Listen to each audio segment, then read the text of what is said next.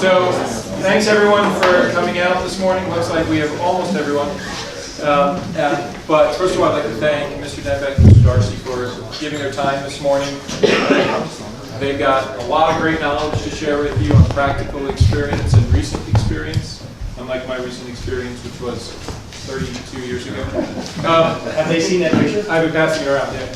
So if you haven't seen the pictures, this is my trek from 1986. It's Steven. One adult. Oh, it looks like Steven. yeah, I'm in there. It absolutely looks like So, again, thanks guys for your time. Mr. Dembek, thank you also for the round donuts. I did bring some donuts. I don't know how many we got. 2, 4, 6, 7, 14, 20. So there's enough donuts there for one for each of the guys. And then you adults you can fight over the leftover. But we'll take care of that at the first break to avoid the mass chaos.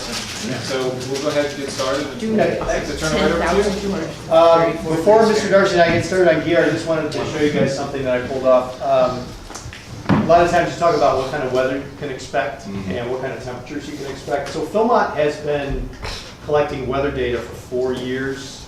It started in 12 and it's really spotty in 12.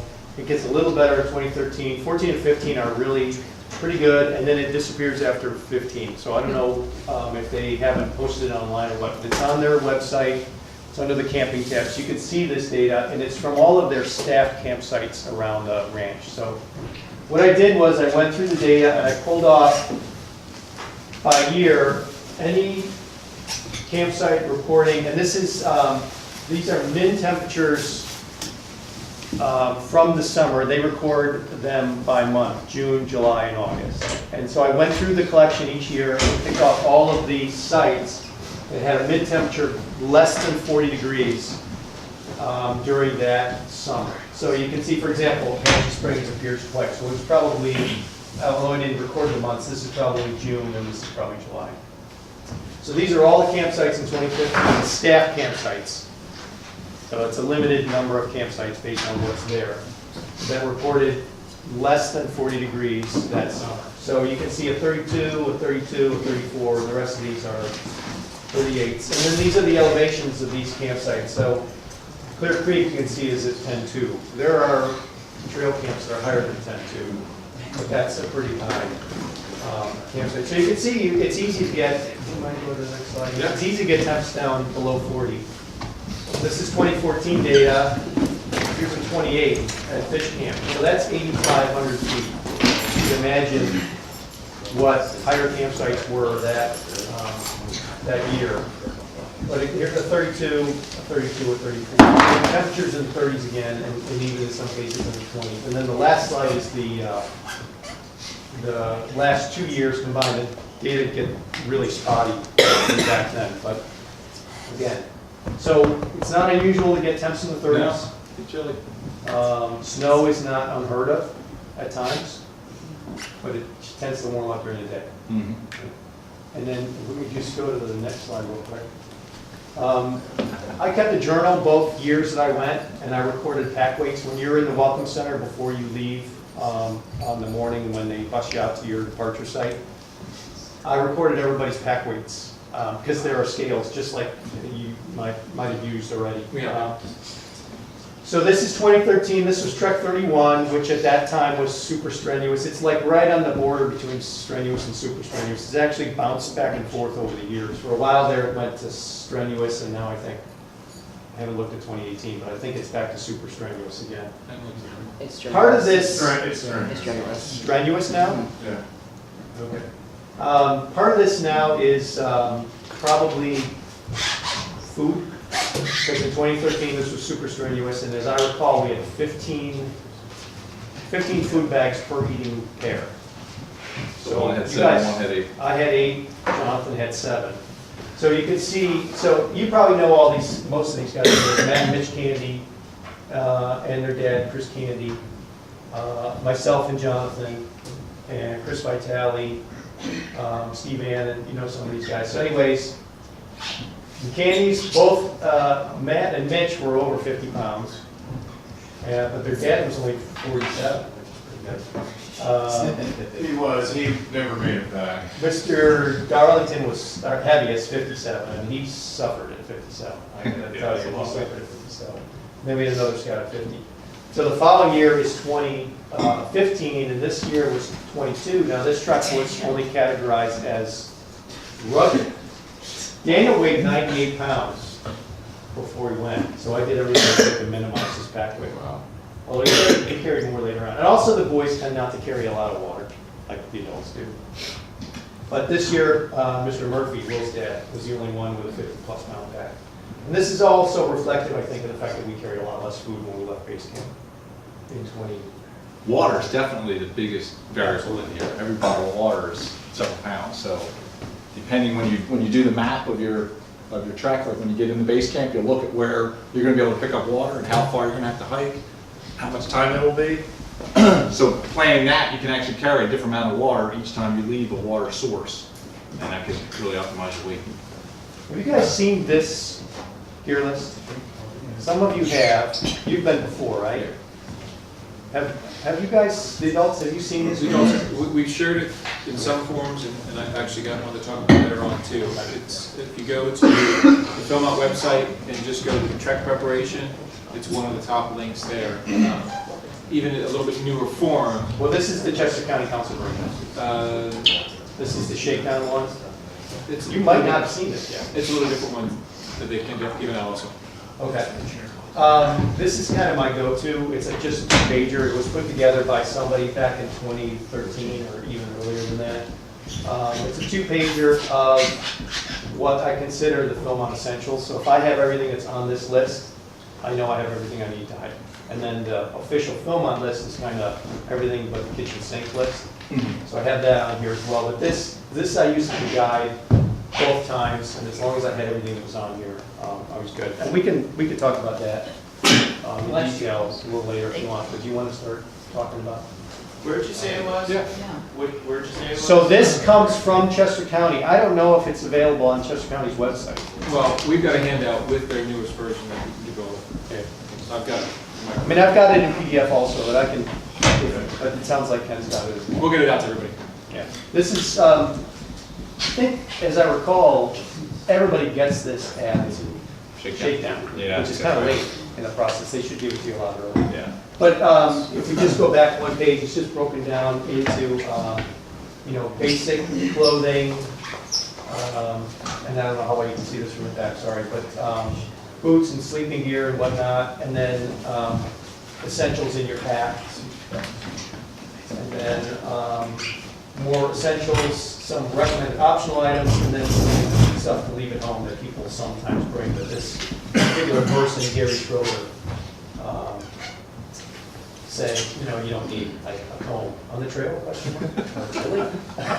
Yeah, so this is a really good list. If you haven't seen it yet, I think. And I emailed my list. You have my list, right? Feel free to share that with everyone. That's exactly This what I is got. actually in the packs that you should have been sent in your cruise. So, you have the trail list, you have the other two lists. This is actually in those packets, so you should have it. You actually have to open the document though to find it. Which one are you talking about now? This list here. The list of essentials of the brain. No, I know. Which list you're talking about? It's in one of the packets. Okay. It's under, I'll look what it is. It's actually in one of the Philmont packets. I think for me, this part of the process I found really fun preparing for Philmont to say what exactly you're going to take, and you get picking different gear. And I think every person will really have a different set of gear because there's that. What are the trade-offs, right? What are the things you're willing to carry a little extra weight for, and what are the things you're willing to give up? And so I think if you put out everyone's pack, everyone has something a little bit different. So it's a good perspective. Not too late, which is exactly why we're covering this now. So if it hasn't gone out, in fact, we'll just send out again to everybody after this. One of the things that I found at any kind of camping trip is you can start with a list, but until you get out and do a couple of shakedowns like we did for the last couple of months, you really don't know what you do and don't need. So it's good to kind of try it out first, then look at the list and go through, oh yeah, I needed that, oh yeah, I forgot that. And then you've got a couple more shakedown over the next couple months, then to test out the stuff that you do want to bring. Yeah. So each shakedown is an idea to figure out, do you or do you not need the things that are on the list, and is there something that's not on the list that you think you can't live without? And after doing Philmont, I would have done one thing different on my pack, and I'll tell you that when we get there. And you were saying like We're good. like stoves and stuff like that. Now, is that, like, will you tell us what is provided there, or? Yes. Yeah. Like, do we have to bring our own stoves, or? We will, the crews will bring our own stoves. And we'll get, yeah, we actually have them, and they'll get into it for the equipment. You've used them on shakedowns, right? Yes. I never have, I usually. Yeah, he doesn't usually show up and Okay. done. But in fact, I brought the stove. I have it in my pack. Mr. Darcy and I came dressed like we were on the trail, so this is exactly what I would have trekked in. These look like scout pants, so for adults, you should be going out in Class A, which means uniform shirt on the plane, uniform shirt while you're doing stuff in Colorado Springs, and then uniform shirt on the way back. If you want to blend in, you can buy a pair of pants that happen to be green that match, that look like scout pants. I had a pair of those. I had These are EMS those trekking in green. pants. They're awesome pants. These are from 2012, so they're 6 years old and they look like new and I still wear them all the time. And they just look like scout pants. So you can I have have pants. this same pair, these are Columbia's, in the green that Yeah. Scouts, so they're. So I'm actually wearing something from Trail Creek Outfitters, and actually you can get them from there. And by the way, they are exactly like those, but there are different versions. You can I'm get not them gonna go out zipped and off buy new and zipped colors. on. You don't, you know, if you're a non-uniform I mean- adult and you don't have Well, what about pants- your son? Like, I'm not gonna go out and buy him a new color pair of pants, because I already bought him, like, pants. They're. He just needs that on the, being in Class A on the plane going out. on the Yeah, just on Once the you get to plane. base camp. He can leave in scout pants. You can wear your normal scout, you can head it out. I don't even think he has a pair of pants, he only wears shorts all the time. That's fine. You can wear them. Yeah. You could probably, you know, there is a uniform swap. We could probably find him a pair of pants. Well, I just, like I said, I mean, but he doesn't, like, what if they're blue? Is it gonna make all the world difference? On the plane, Yeah. he should be in Class A. Yeah, but what if it's just a shirt? Full Class A. For the scouts, full Class A. Which part of, it's not A and a half, it's A. Yeah, Chester County Council goes out in Class A. Now, if you're an adult who's a non-uniform leader and you're just borrowing a shirt, We're not even there yet. You're okay. but, so we, this is the shirt that the contingent shirt that we got in 2013. It's an awesome shirt. I don't know if you have talked about this or not, but you should, now everything changes from year to year, and there seems like there's a bunch of cost-cutting stuff going on. And so you never know what you're gonna get from one year to the next. We are getting shirts. Okay, so 2013, 2015, we got 2 shirts each and a neckerchief for the uniform. So the contingent, yours is the same neckerchief. In 2013, these are awesome. They're wicking. They've got this awesome embroidered patch on it. It says Philmont 2013, 75th anniversary, Chester County Council. They're awesome. The recommendation we gave our guys was if you didn't want to wear this on the trail, you definitely wanted to have it under your Class A on the plane, because there are times during the first couple days when you're in Colorado Springs when you can take your uniform shirt off. And in that case, you have your contingent shirt on underneath, and you still look like a contingent instead of one guy's wearing a blue shirt and one guy's wearing a red and one guy's wearing a white. You take out your uniform shirt off and you're wearing your contingent shirt, and everybody matches. You also get a Actually, neckerchief. for council, they'll have a design contest. Yeah. Everyone can try to come up We with had some design. design contests. Okay, so It happened. this is the comparison, like my cost-cutting comparison. So this is our 2013 neckerchief. It's awesome. It's got this red piping. It's got this beautiful embroidered patch on it. Chester County Council Philmont 2013. This thing is awesome. This is what they gave us in 2015. And the shirts match. This is Yeah, like shirts are the same. cotton. It looks like somebody cut up an old T-shirt and did an iron-on. We'll see what you do. And what year did you go? I think maybe I got the same exact. 2015? I got the same exact one. Okay. Equally. And the T-shirts were as equally bad. The T-shirts looked like dirty T-shirts that came out of laundry. And I looked, I don't even have mine anymore. I can't I still find it. I have it. think I threw it out. Is that provided by council or is that This something? is additional? provided by Chester County Council. Yeah, it's part of what you pay them for. So you Yeah, so know, hopefully you won't get that for the $2,500 you just spent. yeah, hopefully it's more like this, which is a great souvenir. It's, you know, it's really something nice. This is like horrible. So in terms of footwear, I know you guys have probably tried boots, you probably already have your boots. I ended up going in something pretty darn light, and it was great for me. So this is more like a hiking tennis shoe type thing, trail hiker, but yeah, so these are super light. And it was generally I was trying to get as light as possible for most things. You'll see the things where I made exceptions, but Waterproof? Waterproof is Absolutely. Gore-Tex. Gore-Tex. I have a synthetic boot that's also very light. You know, you can go with a heavy leather boot if you, I'm sure you probably already have boots, you Yeah, already have yes. some And in boot place, but. versus shoe, does it matter, whatever you're comfortable They with? don't recommend shoes. If I had trekking poles and I would do it again, I would be totally comfortable doing it in shoes, but I think they do not recommend it. Yeah. So that's why these are just like one minor step above shoe, or just, you know, low ankle and ankle shoes are great. The key is ankle support, because. Especially you for the got- adults. You got 70, 60 pounds on your back, and the problem is, the amount of ankle injuries. That's the advantage to the upper boot. And then it comes down to preference, cost, et cetera. So, I looked at our pictures from 2015 and we had a female ranger and she just had trail shoes on. well, that's if you're there every single day, so. Yeah, well, I mean, if you're on the trail every single day like they are, but they're young, you know, she's in her 20s. And to plug the local guys, Trail Creek has all their last year stuff at 50% off right now. They have a bunch of Gore-Tex boots, you know, $180 boots that are sitting there at under $100. Yeah, waterproof is really central. You know, it's worth stopping over there if you're not familiar with them, but they're blowing out everything that's 2017 right now. Yeah, at the council gear clinic, they ran back in, I can't remember, it's January or February, I think, or maybe even November. I know some people attended already, but they really emphasized the Gore-Tex, the waterproof membrane. Don't skimp on that, particularly for the boots, as well as kind of some of the wicking shirts that you want. You want to be able to, you want to have that water resistance for the boots. They pretty much said, look, that's mandatory.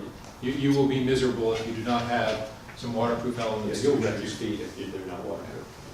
Yeah, because you're gonna run into athlete's foot and all that other stuff. But And green Trail boots. Creek, the advantage of them, in addition to discount and them being local, is knowledge. For the one trip where it was like downpouring rain the entire time, I had Gore-Tex boots, and I think like there's one really good pair of socks that I think had Gore-Tex for it, and my feet never got wet at all. Nice, yeah. Just a little comment, Fergal. We had a guy in 2013, a scout, who partway through the trek told me that his raincoat was not waterproof and it was leaking when he wore it. And what turned out was, you know, he just pulled something out of the closet before he left and never actually checked it, and so his raincoat was not really a raincoat. So you need to practice with it. One thing I will also say is the waterproof rain jackets do wear over time.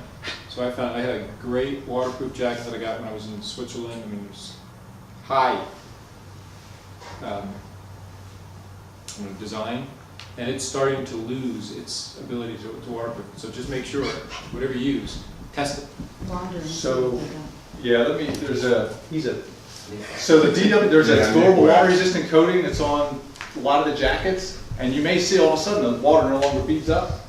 Throw it in a dryer at normal temperature for about 15 minutes, and it'll re-bead up. You gotta reactivate that chemistry that's on Or there. you can wash it in Nick wax. Yeah, there's a product. Well, if it's got the DWR, you don't want to, I mean, all you need to do is re-dry it. if it's Right. clean, so Right, no, I it just agree. needs heat to reactivate. That's true, and then for other things, is that if it's dirty, there's, it's called Tech Watch and Nick wax. Nick Wax, you can get it at Ski Bum, all sorts of places, and basically you'll wash it along with the product. And so for the jackets that won't come back, or I use it proactively in all my stuff, it will take that raincoat, and chances are it'll be brand new again. So test it. But Yeah, the point is test it, but I actually, I use it, So we- in fact, on all my Gore-Tex I use it. yeah, we can even have a whole discussion. That's really just to keep the surface dry. The membrane will still be waterproof, and so it'll still prevent the water from going through. It just won't breathe as well, and then have that. So would you, Yeah. back to the shoes, sorry, would you bring another pair of shoes for We can camp? send this Yeah, stuff, we can we'll talk send this about stuff that. out Yeah. to you guys. That's the one change I would make. It was more for stream crossing, which I'll talk about. When we're talking about boots and waterproofness, so waterproof boot, if you're walking through water, will obviously keep you dry. If it's pouring rain, and we were hiking in pouring rain a few times, if you don't have rain pants that are going over top of the boots, that rain's just hitting your legs, running down, soaking your socks, and going right in. You'll think, oh, my boots aren't working. It's just going right in the top. So I have waterproof pants, which you'll see as well. want to talk about these now? Yeah, so when you go out to Philmont on the travel, you need to have your pack in some type of bag that you can check it on the plane. So we got the higher end version, and I was like, I'm probably not gonna have my pack on a plane very often, so I went the very low tech version. You can go even less tech than that, like with a super heavy duty garbage bag. Okay. You probably need 2 of them because they'll probably get destroyed on the way out. But Yeah, so this is just a laundry bag, like Amazon, I don't know what it was, $5 or something, and worked great.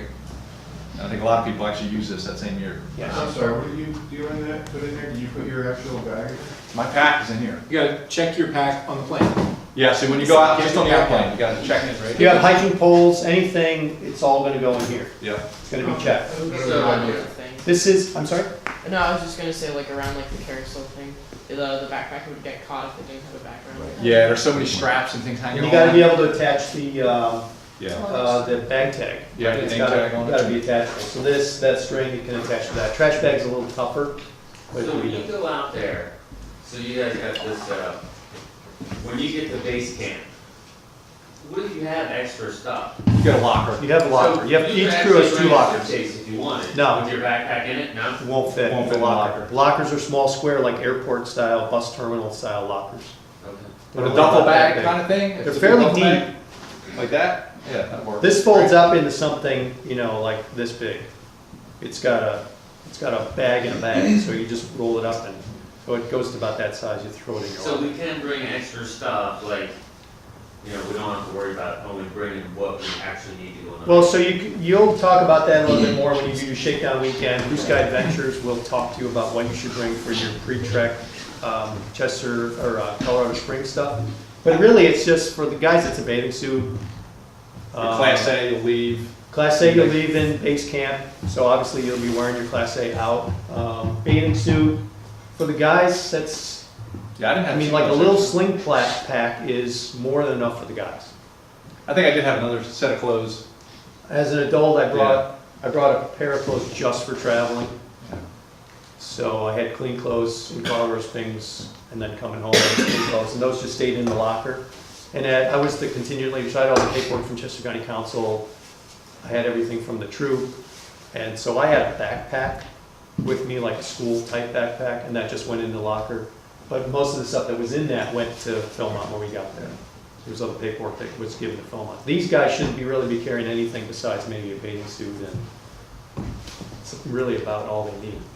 Do you recommend like a day pack also?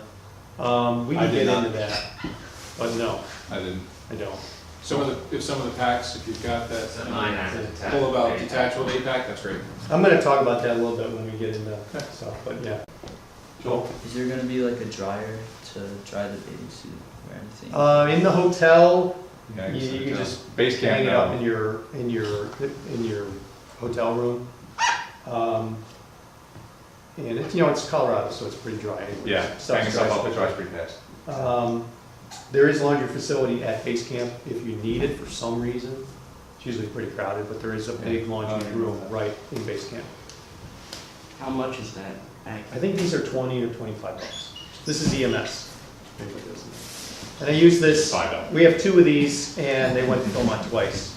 And so this is also purchased in 2012. I'm sorry, because I'm taking notes, so I'm. This is EMS. Multitasking. That is, It's called a pack hauler. A pack hauler, thank you. Pack hauler. And this one's it's bursting out right now because of the way I have my pack packed. Because I have my tent on my backpack. My tent would normally Sounds like be Greg should have assisted you. outside. doing This is And I have called, my- this is called a laundry bag.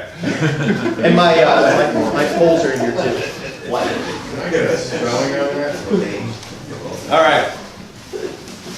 So these Oh, three Greg are, on this one. Hjalti, you have I loaned you a pair, right? I have a pair of yours. Oh, you do? Okay, I was trying to remember. Rob, they're still intact. Hey, great.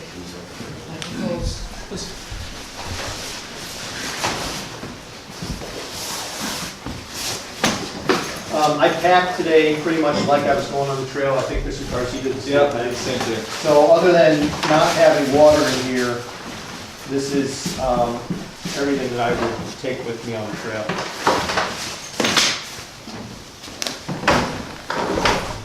Yeah, I think my pack was actually a little, I already had a pack before we started prepping for Philmont, and I don't know what the recommendation is, I think it's 75? So this is actually a 65.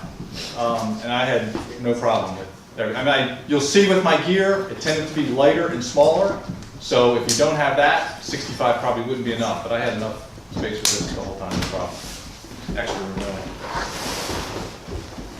And also you hang a bunch of things outside as well, right? I didn't have a ton hanging. I did have my solar panel. So I had a battery set up. I do have a full tent here. Yeah, I got that full tent. I strapped on right there. Normally, I would split my tent with my tent partner. Kyle had half the tent. So this is like a 5.5, 6 pound tent, so I would probably be carrying about 3 pounds worth of tent. So the tent is the fly, the tent body, the ground cover, and the poles and stakes. And so we would just try to divide it evenly weight-wise. And those And are just provided roll it. by Philmont or? There are a couple options there, depends on what your adult leaders are doing and what sort of capacity we have. The troop owns backpacking tents, which we can take. And I don't know if you've made that decision or not, but Philmont also has tents, good quality tents. They're about 6 pound tents, and they're free of charge. You just check them out. Yeah, your comment was they're pretty good. They are. They're Like, really good. I think They're about 5 years Amazon ago, tents. they upgraded all of them to those lighter, yeah, like a 6 pound tent. I think this is maybe like 5, but yeah, they're very good tents they have out there. They also have Osprey backpacks That you can rent. that you can use out there, so. The other thing is, if you do use the Philmont tents, which you might or might not know, they don't come with a ground cloth, so you're supposed to bring a ground cloth. It's 5 by 7 is this dimension, and they don't come with tent stakes, so you have to bring tent stakes. So you'll see on the list, the Philmont list, it actually says for each individual you should bring 5 to 7 tent stakes. I'm like, why do I have to bring tent stakes? Well, that's if you're using their tents, they have no stakes. You get the tent and the fly and the poles, that's it. You need a ground cloth. So that's a full tent. This is a dining fly, the full dining fly. So it's got the lines attached to it.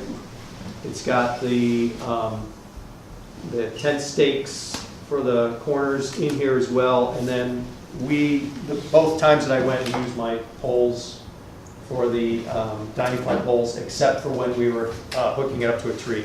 In 2013, you couldn't hook to a tree. That was against the rules. In 2015, you could. Yeah. I was a big proponent of trekking poles. I even took the straps off, super light. These things are like less than a pound. I did. These are not the ones I brought, but the ones I brought, I took the straps off as well. That's definitely one of those, try it out if you like them, great. I was kind of, honestly, I laughed at Kyle when he started using them, and then I tried them, and I was convinced. They tend to be pretty popular with adults. It's very rare to see scouts with them, Yeah. but scouts do bring them. Although we did have a scout who brought them Yeah, we had some in scouts 2015 use and it. left it behind at a campsite. Mm. I mean, what it's great, uphill, downhill, phenomenal, and like you got the weight of the pack on your back, it really takes the stress off your ankles and knees because it's your balance. So that's why I rode them, absolutely love them. I'm gonna go hike them down anymore. Camp shoes. So that's the thing I would change. I was very comfortable with these, and at camp I would just loosen up the laces and I was totally fine. So I was like, I didn't take a set of camp shoes. We had a tremendous amount of rain leading up to our trip out in Philmont. We had to do multiple stream crossings, and you don't want to go through the stream with your shoes, and you cannot, it's not allowed to cross them barefoot. So what ended up happening is someone else in our crew, they would cross, take their shoes and launch them back across, and I would use them. So if I was doing it again, I would have a lightweight set of camp shoes that you could use for stream crossings. Don't know how much water you're gonna get. Some years you never have to do the stream crossings, we're gonna do like 4. Would Crocs be good for that? Just A lot of people do wear Crocs. The problem I with find is- Crocs are slippery when they're wet. Yeah. agree, it could be really slippery. They have holes in them. You're not, everything's dusty, dirty. Your socks are gonna get dirty. Probably works great as a camp shoe, but probably not very good for stream crossing. These are probably not great for stream crossing, but they're super, they have like no sole, they're extremely lightweight. But I looked at pictures and I think every single person, both years had camp shoes.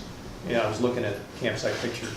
Everybody changed out of their boots. And you cross in your boot, and then you Depends on how deep the stream is. So in 2015, we got there right after the big flood.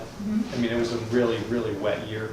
So there were times, especially you came up from the south. Yeah, we were crossing. We went opposite direction, almost perfectly mirror image of their, and when you started, you had to cross a lot of swollen creeks. Yeah, we did. I mean, the distance across was probably from, me to Bill, and we'd get up to, almost our At knees. least above the ankles. Yeah, it was going pretty good. So trail shoes, some people I've talked to swear that you need, low cut Vortex. Other people say you just want something that's mesh and is going to dry out because there's no way to keep the water out of them. What was your experience? For me, I would get a combination where you can go through streams with it. So what you do is you take off your hiking shoes, you put them on your pack up high, you're carrying your pack across the stream, you unbuckle it. So I would want something that would dry out pretty quick. And you take your socks off. Taking your socks off, you're putting those shoes on. The dry quick versus Gore-Tex versions of the. I would not have the Vortex Gore-Tex. is not gonna matter when you're crossing the street. Yeah, it's just going to be a Thank problem. you. Actually For worse. the whitewater rafting, what shoes did everyone wear? They have booties. They give you them? Yeah, you get that. Okay. Yeah, that's part of it. You change in camp, depending on the Yeah, I water was just temperature, they curious. actually give you a dry suit, or you just wear a bathing suit and a top. The other comment is, we mentioned your comment about taking your boots off to Jim or Phil, this trainer, and he flipped. Yeah, he lost his mind over that. Now, the Ranger, that is the procedure. You take it off, you put on your crossing shoes. Makes sense to me. I will say, Mitch has done it a lot of times. He But did think not about how have, many years ago. he did not have the most current information. We got trained on some things, we got out there, and we were hearing some. So just recognize that can happen. You'll get the most current information when you're out there, but we were told some things that were not correct. And then just a point of clarification, just like on any scout outing, you have to have a closed-toed shoe. There's no flip-flops, there's no sandals, that's, Certain activities require closed-toed shoes like rock climbing or but I mean, for rappelling. camp shoes, you can't just wear tacos or. You know, I hotels. tell you, I looked at pictures from 2015 and our female ranger, who I keep going back to because that was our most current track. She had those leather mesh type sandals. Yeah.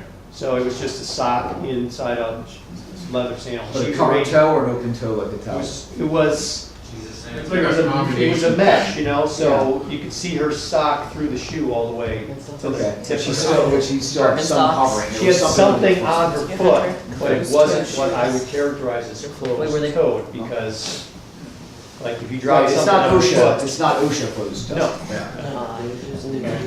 That was for you, Kevin.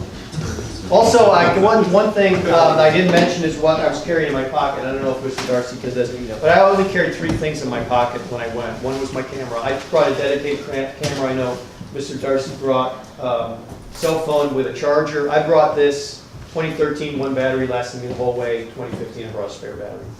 And I left my phone in a Ziploc bag in my top cover just for emergencies. So the phone, this for cutting stuff, has scissors and a knife and toothpick and that kind of stuff, and then hand sanitizer. You get hand sanitizer from Philmont. The bottles are bigger. They're kind of meant for your crew. I carry a personal one on me all the time. I don't have, my backpack is a little older, so I don't have a belt storage, which is probably where I would put this if I did, but I just carry this. So every time we ate or something, you don't want to get sick. So I always had, these were the 3 things, my camera, my knife, that's all I carried in my pocket. Yeah, I used my camera or my phone as the camera, and it also, just for backup, I had downloaded Topo Maps, because this has a GPS built in. I will say, put it in airplane mode, because you're not going to get signal, and the phone's going to keep trying, and it'll just burn your battery right down. So I had it in airplane mode, except at the peaks of a few places where I was able to get signal and actually make a phone call. And it may even be worse because I've heard that actually the signals are getting better and better every year. And the guys who came back from last year's trek when they were giving the Gear Clinic actually said that in many places they were able to get a signal. Yeah. Now, but because it's going in and out, it really drains your battery because Yeah. it keeps trying to search for signals. So So I- definitely keep it in airplane mode. Airplane mode was great, and I had, a pretty light setup, a little solar panel, and then I just kept the battery.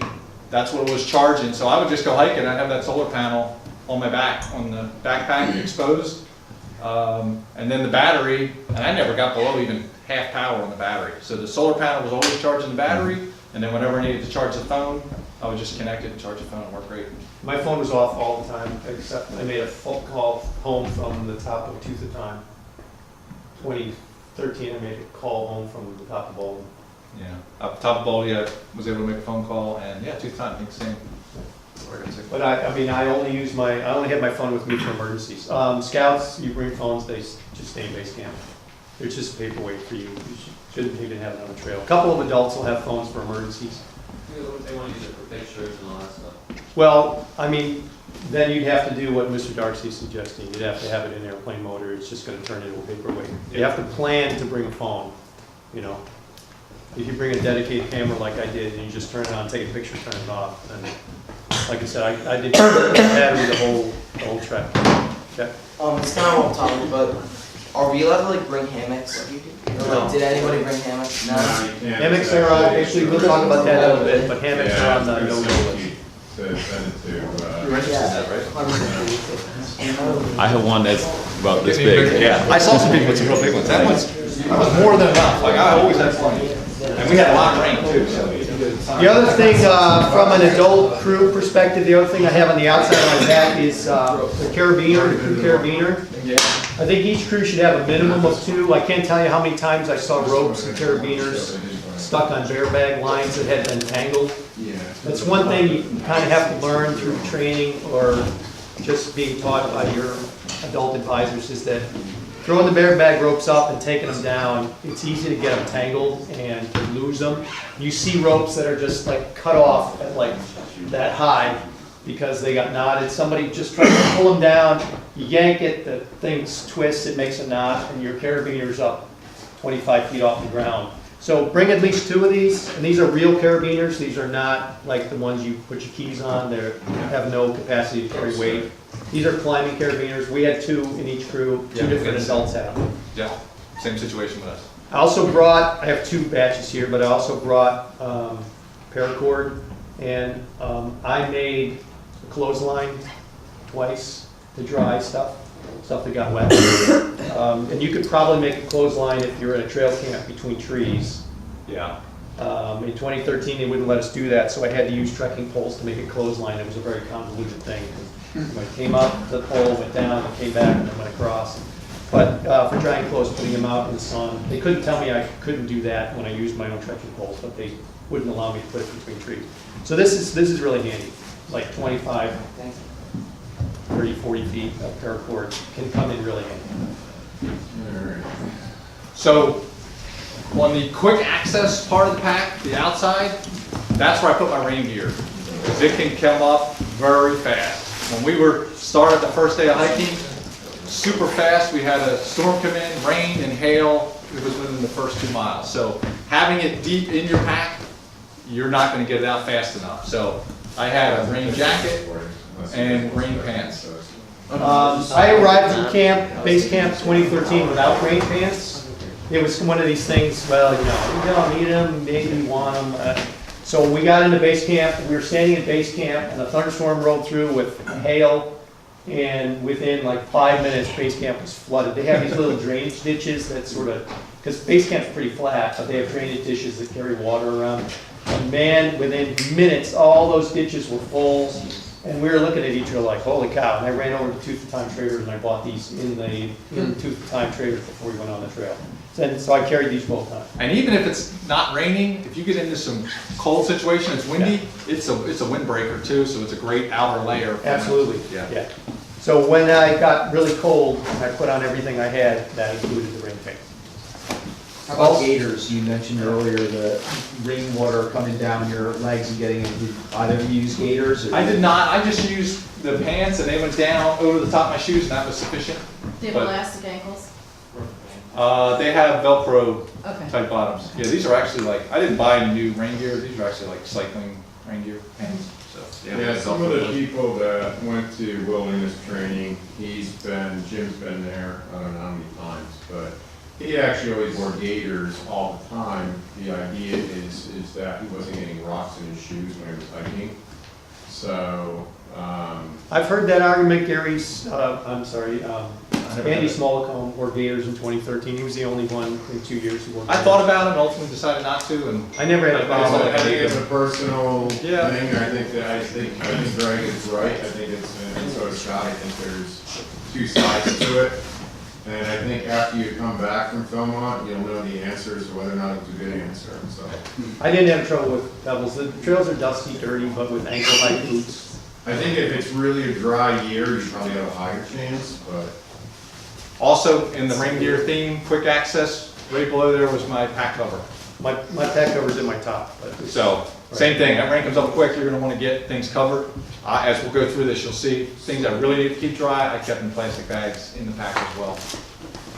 As an adult, you're handling the fuel, so you'll have a fuel bottle. You're going with 3, right? Is your intention to go with 3 fuel bottles? Yes. Okay, so each one of the adults will have a fuel bottle. Two-step. Crew gear should be the responsibility of the scouts. It's your trek. The crew gear should technically be carried by the scouts. The adults are on vacation. Except the fuel. Fuel is an exception, and I also kept track of the stoves because I didn't want anything to happen to them. I didn't want them to get lost. And if you count the first aid kit as crew gear, I carried the first aid kit. Yeah, we did have an adult, because the adult was our point person for first aid. So one adult carried the wilderness first aid kit for the crew. And the point of information on the cooking stuff is 3 bottles per crew? Yeah. Or it's 3 bottles, 1 per 3 crew? bottles per crew. Okay, and they're refillable at the trading post? You, There's different places even along the way. you'll mail them out, you know, your lead adult advisor for your crew will mail them out in advance so they arrive, because you can't carry any of this stuff on the plane. When you get there, you'll buy fuel, Okay, you'll leave base camp with full load of fuel, and you can buy them at you can refill them at commissaries in okay. the backcountry. That's another thing you can optimize.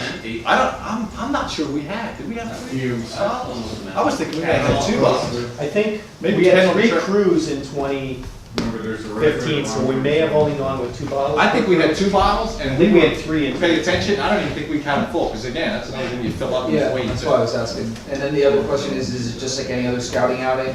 Only adults are carrying lighters or allowed lighters, or is the scouts? As an they're adult, as the teaching lead crew? adult with the fuel, I carried the lighter. I carried the There were a lights. couple of lighters in the crew, and I'll talk about that. Is it forbidden though for scouts to possess the lighter? Like, I know. is it a policy issue? No, Okay, thank you. No, in fact, the scouts do the cooking, they're in charge of all that. Just, I just you have to know, carry the when we lighter. go out, a lot of times we carry them, we give them over to like the stoves and they get, like, we collect them here in Pennsylvania, I just didn't know. Generally, just because we've got younger scouts as well. And in this Yes. case, they're all the older scouts that are going. Thank you guys. I had a set of gloves, I put that definitely in the optional category, I'm not sure how much I even used them. I did not bring gloves, I know people who did. A lot of times what they'll bring is the, like the glove liners. They're super light, and they're just like a, I don't even know what that material is. Probably just a little polyester knit, Probably, yeah. super lightweight. This is the cat hole shovel. Okay, now I got one of That's them. Philmont dirt, that's Philmont dirt on there. You will use that depending on where you are. You got Oh, a yeah. scout who's got an emergency, and he's gotta go in the Well, we woods. used it a lot, yes. Hand him the shovel and a roll of toilet paper and send him off. So one of the things I found with this pack was I had a difficult time putting the typical big water bottles inside.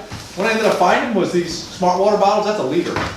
So that's what I had, 3 of them, and they fit great inside of my pack, so that's all and they weighed like nothing. Yeah, actually, that was recommended by the troop at the gear clinic as well. So Yeah, so it worked great for me. Yeah, so I had a total change of plan when I went out between 2013 and 2015. 2013, I brought a bunch of these. You know, this is like Scout Standard, an Nalgene bottle. This weighs over 6 ounces. What I went to was this, a vapor, flexible water bottle. This weighs a little over an ounce. And this is what it looks like folded up. So when you're not using it, if you don't need it, you fold it up like this, you throw it in your pack cover. 2 of these, you're pushing a pound. 2 of these, you're pushing 2.5 ounces. Now, there are advantages and disadvantages. These are harder to fill because they're flexible. They don't stand up so easily when they're empty or partially empty. It's much easier to fill an Nalgene in a running stream than it is to fill a flexible bottle in a running stream. So if I were to go back a 3rd time, I would bring these and probably a Gatorade or a water bottle like that. I actually used different color caps you could write on it too, but Yeah. for the crew water, that way Yeah. I didn't mix what I was drinking. Smellable and Yeah. not. So if I had Gatorade or Acclimate or some other mix, powder mix, this was a smellable one, and this was just water, only water. So if this went into the bear bag at night or something, in the oops bag, and this could stay out in the fire. So I would not, I mean, just for weight saving Yeah, these reasons, things are I would heavy. not bring that. Yeah. Just go with something like that, or get something a little bit more high tech. Did you take the one that the Blue Mountain guys gave you, or did you leave that in the locker? Yeah, good point. You will, unless something changes in I that left it in the locker. cost, Yeah. you'll get one of these when you get on the plane. It's actually stamped Blue Sky Adventures. When you get off the plane, you get on the bus, they'll hand you one of these, and they got a big cooler with ice. Everybody will get one of these. They're great around base camp. They're great while you're trekking in Colorado Springs. I left it in base camp. That was my snowball. You know, a lot of guys did bring them. Yeah. A lot of guys, kind of knew they were going to get one of these, and they decided to bring along. For me personally, every little bit of weight. I was the same way. I didn't want to carry weight if I didn't have to. I made choices where I did, and that was one that I did. Something I didn't mention, when we talked about gear, I did a lot of, again, this interesting part of, hey, what to wear, what to take. I got fascinated with the whole idea of wool. And wool has a lot of advantages, and so merino wool, I had 2 merino wool t-shirts, and then this was my longer sleeve one. The biggest advantage I found is, unlike polyester, which if you wear it on one hike, it really stinks. Wool, amazingly, does not pick up odors, and it'll air out real fast, so that's what I really appreciated about it.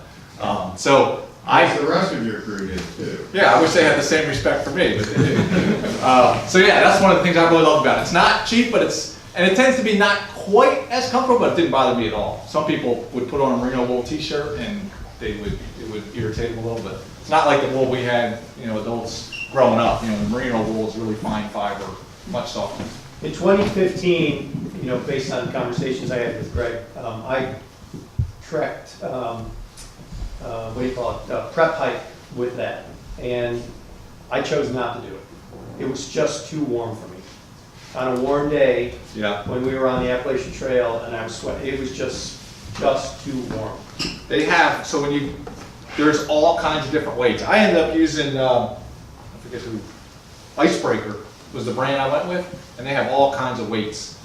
So that's what I ended up, like the t-shirt, that's what I was hiking most of the time. It's a very thin, hold up, you can see light through it, so. This is my long sleeve right here. It's Okay. pullover, fleece pullover, super cheap. I bought it on sale. You can tell this color. It was on the sale rack. And this is really warm. And if these get wet, you bring them out and they actually have insulating capability. That's why they don't want you to bring any cotton or anything like that. Yeah, which that was another thing about wool too, that when it's wet, it tends not to get as cold as either cotton or polyester. Actually, when it's wet, it's drying, it evaporates so fast that that's a cooling effect. And so depending on the temperature, that can actually make you feel pretty chilly. Additional water, I have a 3-liter bladder that goes into my backpack. Yeah, I think mine's 2 or 3 that's in the backpack. I didn't got it hooked usually up. keep it full to 3 liters, depending on what we were doing that particular day. And when we talk about navigation, I could talk a little bit about resupplying water, but that's a must. Now, I did hear a recommendation, I don't remember if we talked about it all in 2015. Sometimes the mini bears go after Oh, yeah. the bite valves. Yeah. Mini bears are like the ground squirrels and stuff that are all over the place. Chipmunks. And some, depending on where you are and what the water's like in that area, they see you as a source of food and water. And so I had heard that they could nibble through bite valves. So I think I had a spare bite valve one year, but honestly, these have on-off valves also. Yeah. So I'm not really even sure you need the spare bite valve. Yeah. You can, anytime you put your pack down, just be very conscious. tuck it in. They are bold. They will, if you're 5 feet away from it, they'll go after it. So yeah, just have it tucked in somewhere. So as long as we're on that topic of mini bears, in 2013, we did our conservation day, our trail work day, and we made a pack line where all the troops were gathering. And when we came back, Mitch Candy had a mini bear, crawled in his pack, got into his food, and I don't know if you experienced this your year, but there was a dessert that was almost like Jell-O powder mix, like you put water in it and you mix it up, and it was a Jell-O, it was a strawberry it looked like strawberry sugar, and it was in little packets. Well, the mini bear got into Mitch's pack and ate into that, and the inside of Mitch's pack was full of strawberry sugar powder. And it was- I mean, it was a mess. So you really have to watch out for the mini bears. You gotta keep stuff tucked in. That's why, like Greg said, you know, watch those. When you stop, if you put your packs down, tuck that in somewhere so it's not accessible. And if they're around, if they're like, you see them in the area, you better keep an eye on your pack. Mitch has never done an outdoor activity. What do they say, the Grand Canyon, most injuries happen from those, Really? because people, they're so friendly, you can feed them right out of your hand, and they bite your finger. And then at the top, if you get this camp-lane or whatever, easy access. Just before I dig into this, this was what I called my goodie bag. This had everything smellable and that I wanted to get to quickly in it. And the reason I went with a bag as opposed to a Ziploc bag is just, you know, this is again from 2012. I take it on scout outings every time I go out. So it's lasted for years. It's really identifiable. I just reach into the oops bag in the morning and there it is, and I just can't get out. So I have everything in here that would go into the oops bag at night. It's just sitting in here. So including my, during the daytime I'm not carrying my headlamp, but like Mr. Darcy just showed me. And spare battery. Is that about a gallon, 2 gallon bag? Yeah, I don't know, it might have a tag. About a gallon, yeah. Yeah, it doesn't have a tag, but That's plenty, it's big, yeah. 2 liter. And a lot of, at the council prep bike, a lot of things that, one of our biggest recommendations was the bags in the bags, right? You get a bag that goes, that with your smellables in it, a bag with your sleeping clothes that's in it, and if it's waterproof, then it kind of has that extra layer. I know even when I went 86, I use Ziploc bags for just that, right? Because it keeps things kind of dry. And you will use a lot of Ziploc. Ziplocs work great, and they're cheap. So I have a few pockets on my waist strap, and one of the things, like Walmart, I wear glasses, so rather than carrying a whole other pair of sunglasses, I just had the ones that clipped on, so they were super convenient. these are from the fishing department at Walmart. So if I stand on them or busting them, I think I paid like $8 or $10. Yeah, I think these were only like, I left them somewhere if I forgot about them. A lot of times when I hiked, they were just, if I wasn't wearing them, they were just stuck in a little thing. So if they fell off, it didn't matter.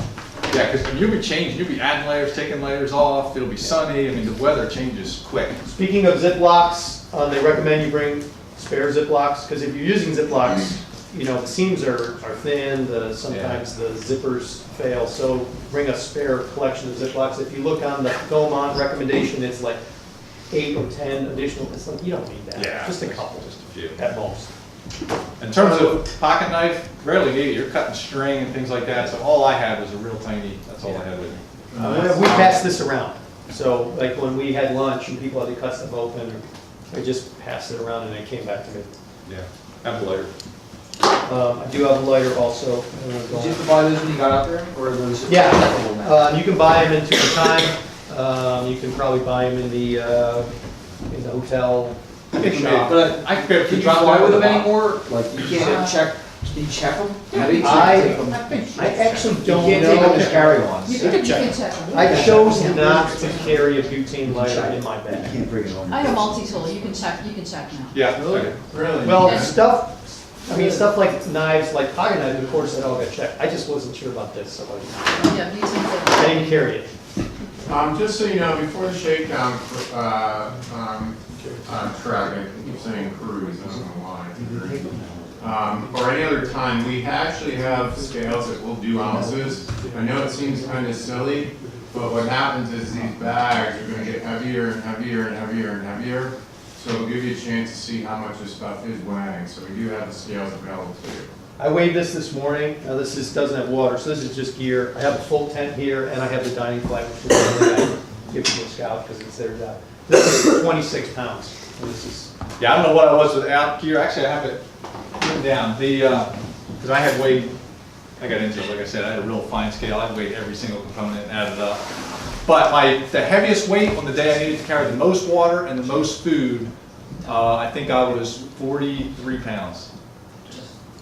So what you're gonna, so it sounds like, Kyle was 140 pounds, but. he So- didn't have the extra. Scott, it sounds like around mid-20s, low 20s is what your pack should weigh with your personal gear Yeah. with no water. You can get below 25. Put your water bottles in, that's no great. food, no water. You can get below 25, that's great. If you can get close to 20, even better.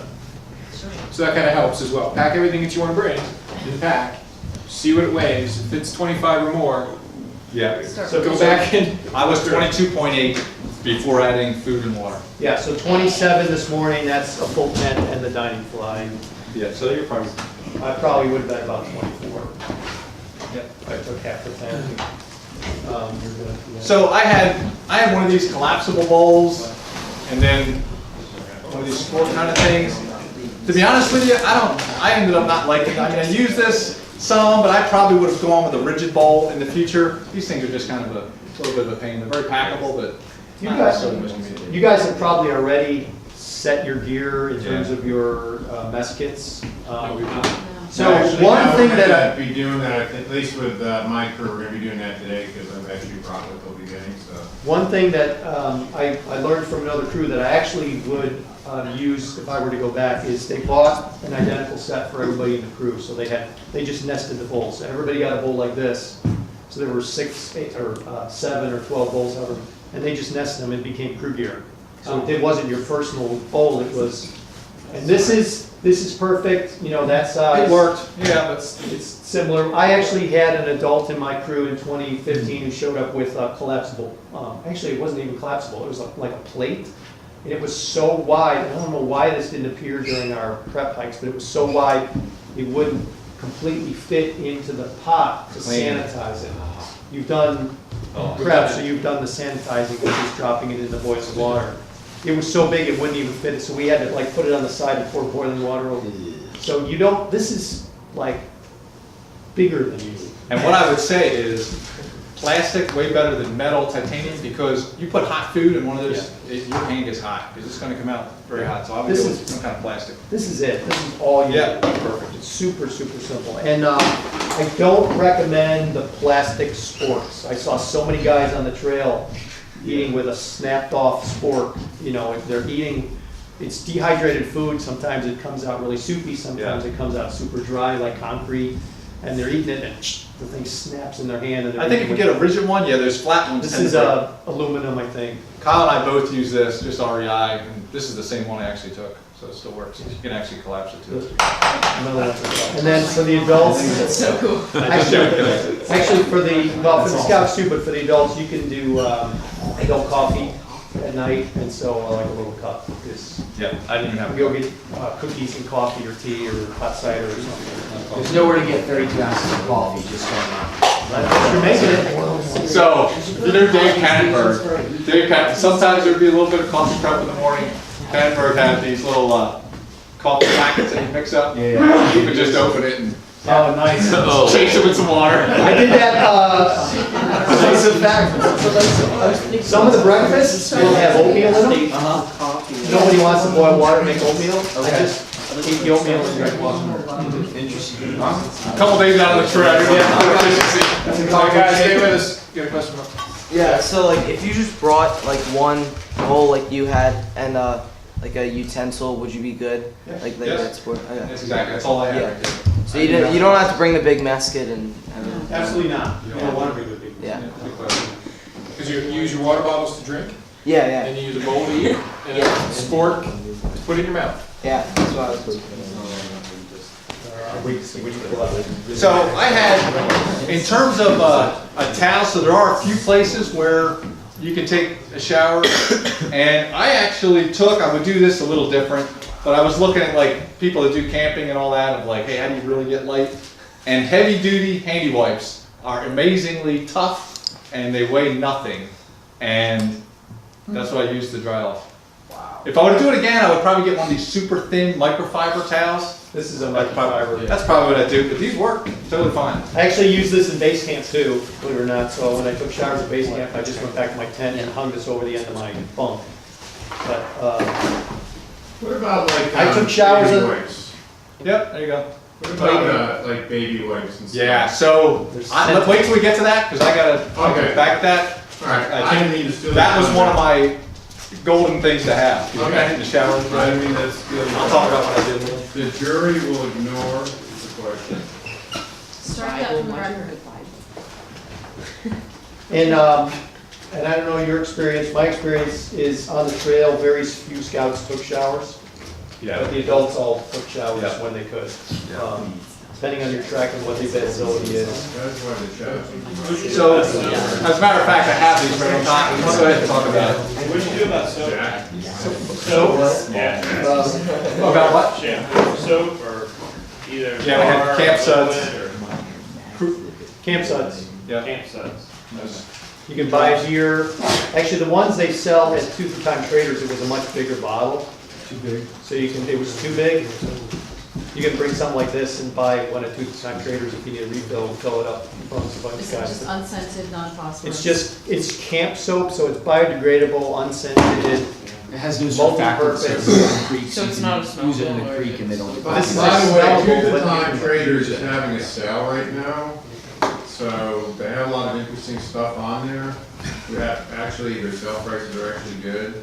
I don't know what's there that would meet our needs, but And again, it's like a fully stocked outdoor shop. If you forget something or you decide you want something, you just get it there. It's like an REI. it's an REI, but without 10% back. Yeah, exactly. So, I did have these rated in that. So, baby wipes. What I did was I took, I think, 2 or 3 for each day. I dried them out. I just set them out in my house, dried them out. So then you were just carrying the weight of that fabric material, super light. And then each day, because most days you're not getting a shower, I would just take a little bit of water, rehydrate them, and that was my shower. And it was heavenly to have that available. I mean, I couldn't imagine not having it. Be able to That clean up. part is brilliant, because I would have left them in the, Kept them wet refillable and all that. pack Yeah. and had Scotty carry away. But hurry up, Scotty. So really, for me, that was one of the little gems for me, was being able to just And there was no wipe down problem each with the day. scent then, you know. I had unscented ones, but they You were, can't get unscented ones. yeah, they were, I think these were just Costco, Costco. but drying them out, when you had like 30 of them, once you're dried out, they weighed nothing. Yeah, they were super light. So- I didn't bring anything like that, but I did take a trail bath one time, Yeah, which I won't even describe what a trail bath is, but just go off into the woods. again, that was a gem for me. I'm so glad I did that. And I'll wait to see what Mr. Dirksen brings up next. All right, so No, I was like the- That's like really hard to top. doing a lot of the photography, so I had a tiny little tripod. That was really great, because took my phone, so I could put the timer on it. This thing you could wrap around a tree, you could set it up like a tripod, we would get group photos with it. I had this pretty handy and used it a lot, so it was great. Just on the theme of electronics, spare batteries. I chose to bring the lithium ones. If you put a lithium battery next to an alkaline battery, these lithiums are super lightweight, Yeah. relatively speaking. So anything that used AA or AAA batteries, I sprung for the lithium batteries. Yeah, I had a set, I didn't bring that with me, but I did have one. What did I have a spare set of? Oh, that was for my headlamp, I wanted to have a spare set. They make all kinds of different connectors to that, Bill. You guys sign a crew photographer, if you were gonna have someone do it, or? Everyone's taking some pictures, and at the end, we just grouped them all together with our crew. Yeah. This is my toothbrush and toothpaste for the entire 2 weeks. So I use this even in Colorado Springs. So this is enough for me for the whole 2 weeks, and I had leftovers. Yeah, I had the same You thing. know, you don't want, when you're on the trail, you brush your teeth, you don't want toothpaste raining on your mouth. You just put in a tiny little dab on there. Now, what I wanna For know me is, personally, that's Mr. Darcy, did you actually go for 2 weeks and actually calculate and measure or weigh how much that you needed and subtracted it from your tube before you went, or did you just? No, I just grabbed a small tooth. Okay, I just wanted to. And you know what I did use for a toothbrush? Those that travel, you ever get like the toothbrush on the airplane on international travel? I just took one of those little things. This is a travel, that's a travel. That's that's from 2012. So I still use this on camping trips. Toothpaste unscented. No, No, it's just regular toothpaste. Yeah, you just put it in a small. They actually, bag, right? so there are some sort of guidelines about doing things, smellable things at the end of the day. Yeah. And so, you don't want to brush your teeth and then jump in the tent, but there was a sign at one of the campsites, there was a sign at one of the campsites that said, no showers after 5 PM Smelly Scouts equal bear candy. There was a sign on the staff camp shower. We need bear candy. Smelly Scouts. To like a whole swarm of them. Now, did you put the baby wipes into the smell bag? Just leave them.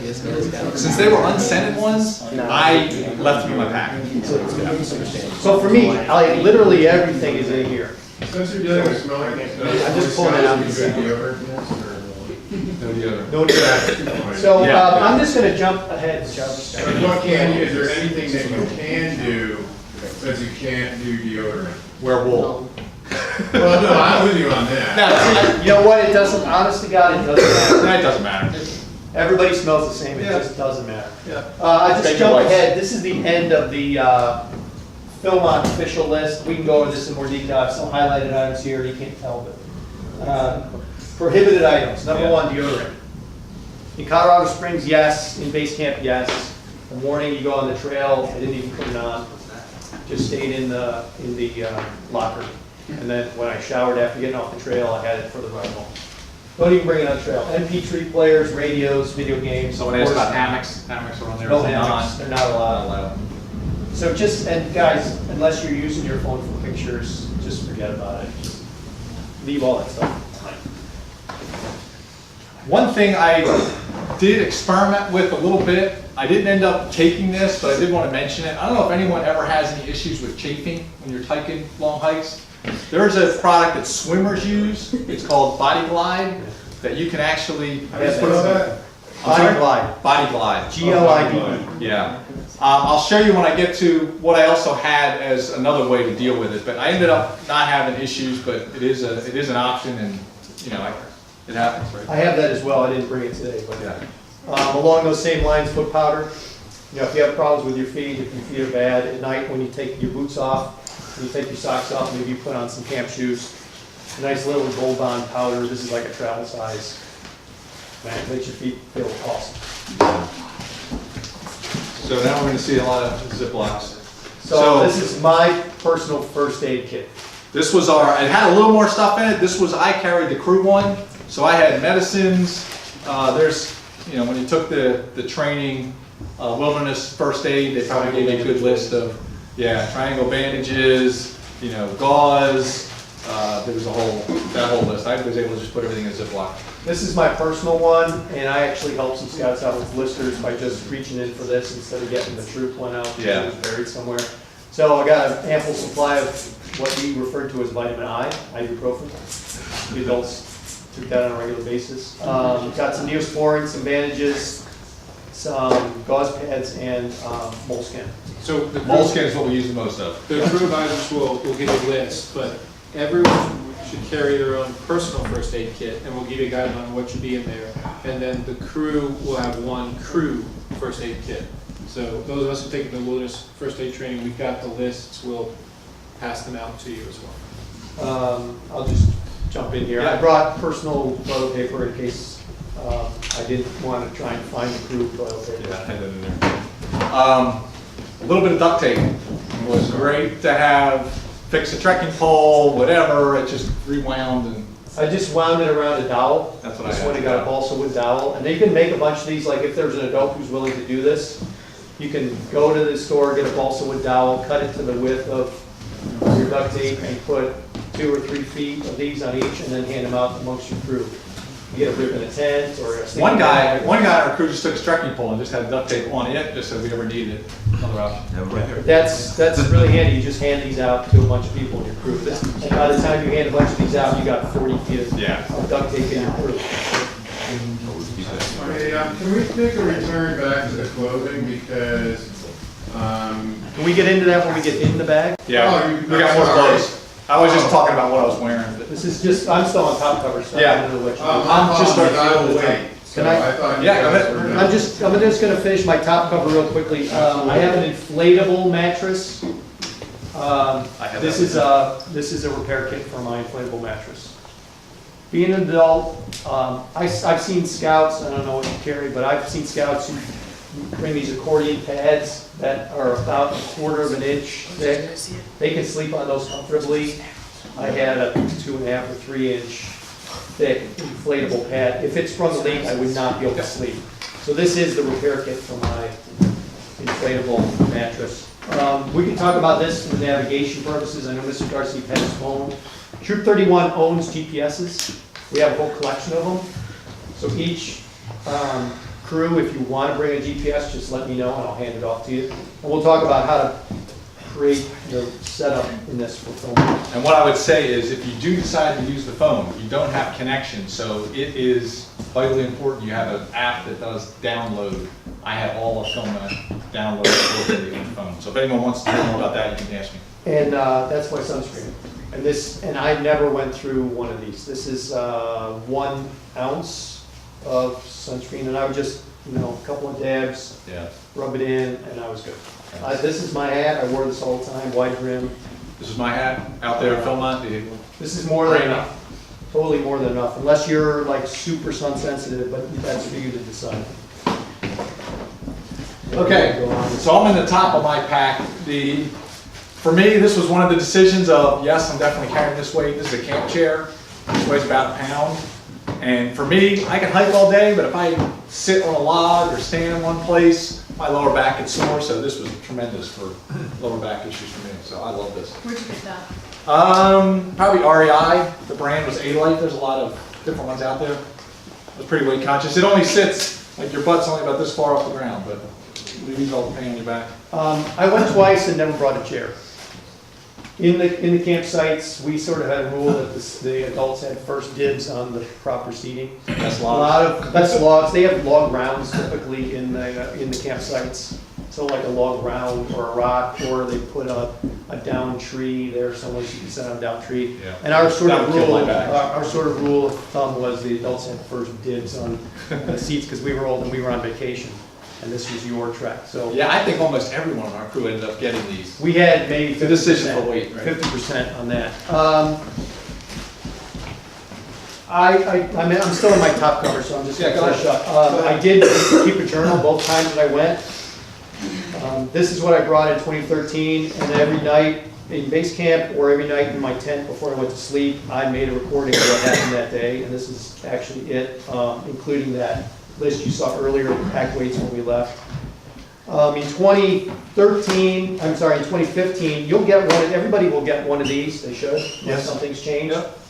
This is, like, have you ever been to a place like, I'm trying to think, like Disney World. Epcot, Disney, and you go around the worlds at Epcot, and you get a little passport, and they stamp it when you go to the different worlds. Philmont gives you one of these for staff camps, so you can get a stamp for every staff camp you go to. Well, I didn't use it for that, I used it for my journal. So in 2015, this is my trek journal. So I just took it and put it in my pack. And along with that, I've got a highlighter for maps in case I needed to do something on a map. I have a pen for recording in my journal, and as an adult, I brought some cash on the trail. You have to get, Need a little bit of cash. you have to get this in the backcountry, and I recall we paid cash for this in the Yeah, backcountry. yeah, we did too. So one of the adults just went and got it, and it's a few bucks, so you had to have some cash. So I had this with me the whole time. How much cash do you recommend scouts carry? It's on the list, I can tell you what they recommend. Yeah, I don't, so here's the thing, scouts. You're saying on the trail or just on the trek? I guess the whole trip, like, Scouts, So the Philmont. Chester County Council is kind of turnkey. Yeah. Chester County Council does everything for you, like you never have to buy a meal, you never have to buy a drink. So it's all like including all the Colorado souvenirs. Springs stuff. Yeah, That's all. so it's all like souvenirs, maybe ice cream cones or soft drinks or something in base camp. You know, they have a little convenience store, I'd where say- they've got cones and Yeah. ice cream popsicles and. When you're done the trek, the most popular thing you'll see the scouts buying is the Philmont belt. Right, Those belts and buckles are pretty expensive. yeah. And you can shop for those online and know exactly what you need Yeah. to spend ahead of time. Yeah, And just send them with the cash. There's tons of people out there that have But what's the, online that have bought them and are now reselling So them. this is the official Philmont packing list, in fact, I'll pass this around, this is what's available on the internet. They recommend $50. Okay, would it be easier instead of cash and change and all that, just to have a prepaid Visa card or something? For the camp store, that'll work great. The only time you really absolutely must be cash, I'd say, is on the trail and buying a family adult. that's an adult responsibility. Yeah. Okay, so the scouts, that would be the best thing anyway then, right? I don't see why it wouldn't work. Yeah, I think that would probably be great. Because now you Most have of our one- scouts really didn't spend any money except at the end of the trek in base Right. camp in Tooth and Tie Trade to buy souvenirs or ice cream cones. But that's something they could use a credit card for. We did, 2013, we went out to dinner at the end of our trek. 2015, our entire contingent went out to dinner together. Yeah, that was nice. What's it called now? It was in town, it was a quick ride in. I forget the Did name. you go into town and have dinner? I believe I did, but I forget. I'm not really good with like remembering. There's an awesome restaurant, very Yeah. historical, because it's on the Santa Fe Trail in town. We went there. After ate eating buffalo trail food the burgers whole and time. fries big and- burger. Yeah. I won't tell you what we had to drink at Yeah. the adult table, but, I mean, I would definitely recommend doing that. And of Yeah. course, you need money for dinner. Okay. Our I'm entire- just thinking ease of not having to carry change and Yeah. and No, I lose think that's money. great. If you've Yeah. got one card and it's easy to hold on to them. Still on the subject of water, depending on what your trek is and whether or not you have dry camps, if you need to bring additional water into a dry camp, again, the same theme of flexible water bottles. This is a 2-liter flexible water bottle that probably weighs about 1.5 ounces. And if you have dry camps, you can buy a bunch of these and spread them out amongst your crew. And if you need them, you can fill them someplace in a water source. If you don't need them, they're just rolled up in your top cover and they weigh virtually nothing. I'm almost at the end, sorry, Greg. Yeah, no, go ahead. I need insulation on top of my head. I don't have a thick head of hair like Mr. Darcy. You lose a lot of heat out the top of your head. So a little wool, this is a smart wool cap that kept me warm on cold days. My pack cover. And as a lead adult, I had a spare set of maps and a spare set of route cards in my pack cover. So the route card for the day and the map for the day, and we can talk about different ways to do that, Yeah. but went with the navigator and the crew leader. But I had a spare set in my top cover, so in case something happened, in case it got left behind, we had a spare. Yeah. Got that. And I think, other than, this is leftover micropure tablets from Philmont. We'll talk about water purification. Yeah, I got some this stuff. is what our crew used exclusively both times, and you'll get, this is resupplied. We tended to keep this together, so one person carried this, so if you needed to purify water, you went to that one person, rather than scattered this around. And there are techniques for working with this, because in order to get resupplied, you turn in the spent sleeves, and they give you an equal number of full ones back, so this does not become trash as you use it. That's my top note. Okay, so starting to get in a little more. I had a down layer. So this is just packs to itself. This is one of these very lightweight. So down is measured by quality of down, like 850 down is like weight per warmth, about as good as you can get. You can get to 900. Most things are like 650, which is very good. But this was a warm layer right here. Down, if it gets wet, it takes forever to dry, so I was very careful with all of my down. I have a down sleeping bag as well, which you'll see, but, so Ziploc bags, kept it in there, only pulled it out when it wasn't raining. How often do you use that? I didn't use it very often, probably a couple times at night. Was it worth taking?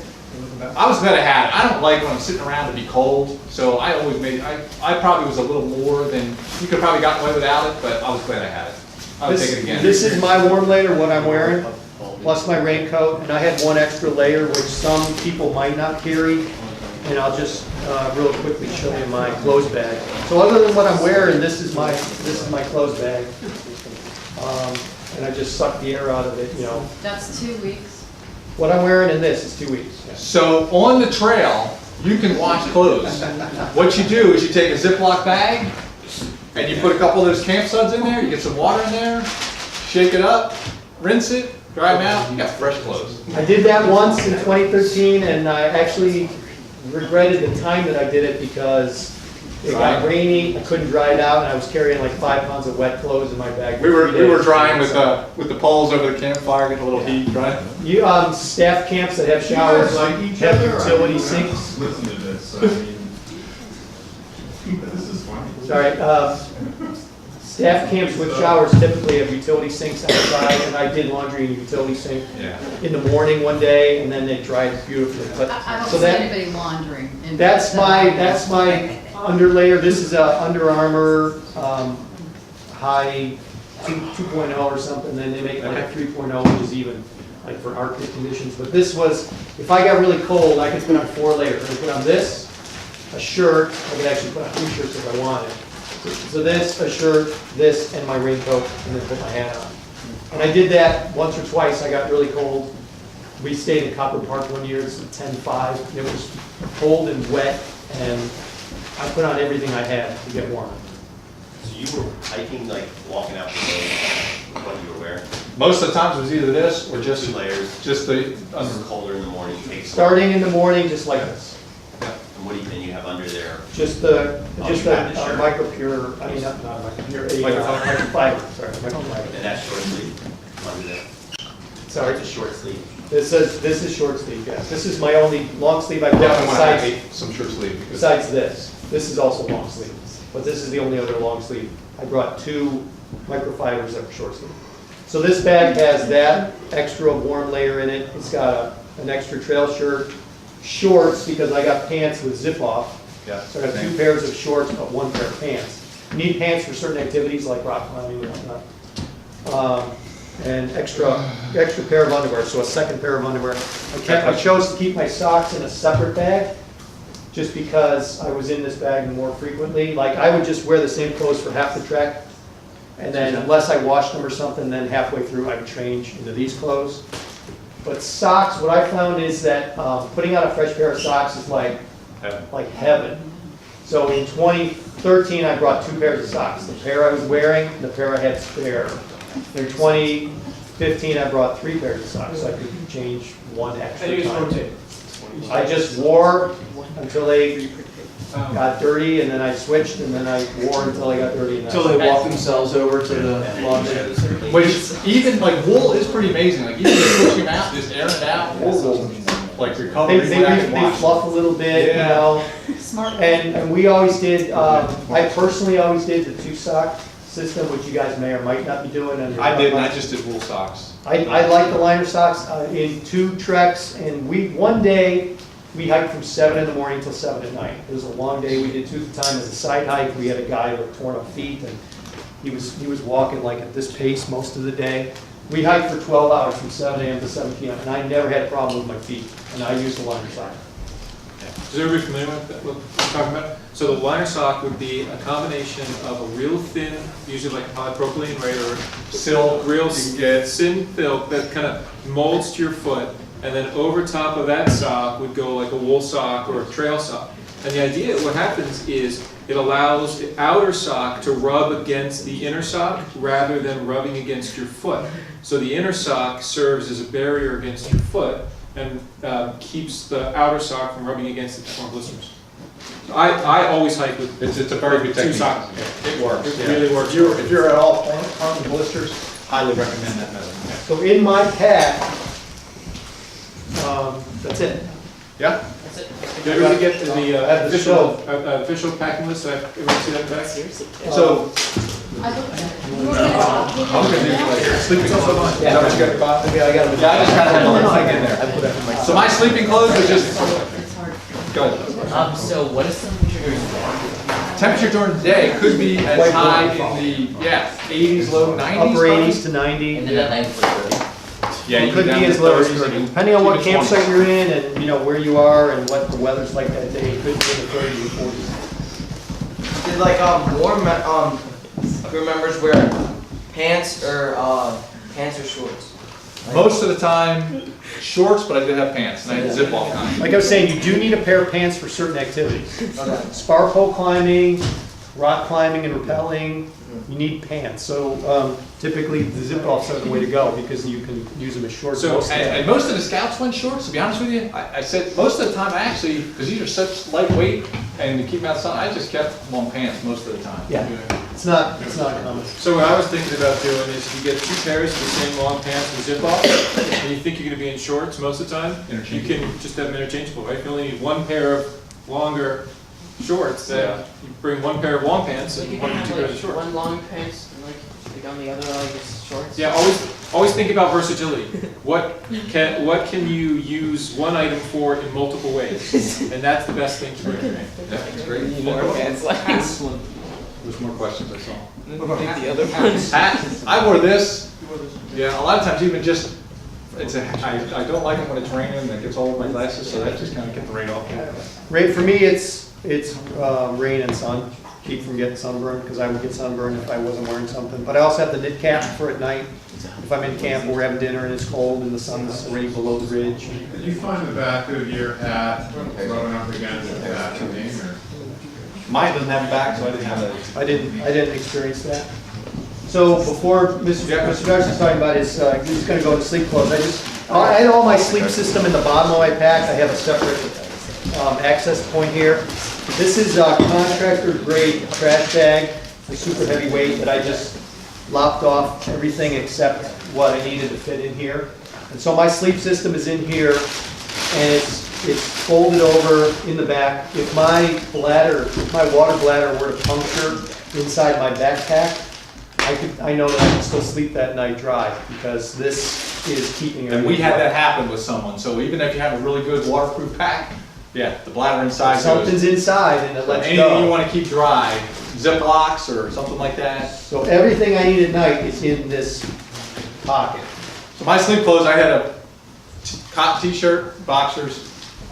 These are my sleep clothes. I'm kind of a cold sleeper, so I decided to go with something a little warm. These are REI long underwear. This is silk. They're actually not expensive. You could, you hold this up to the light. You can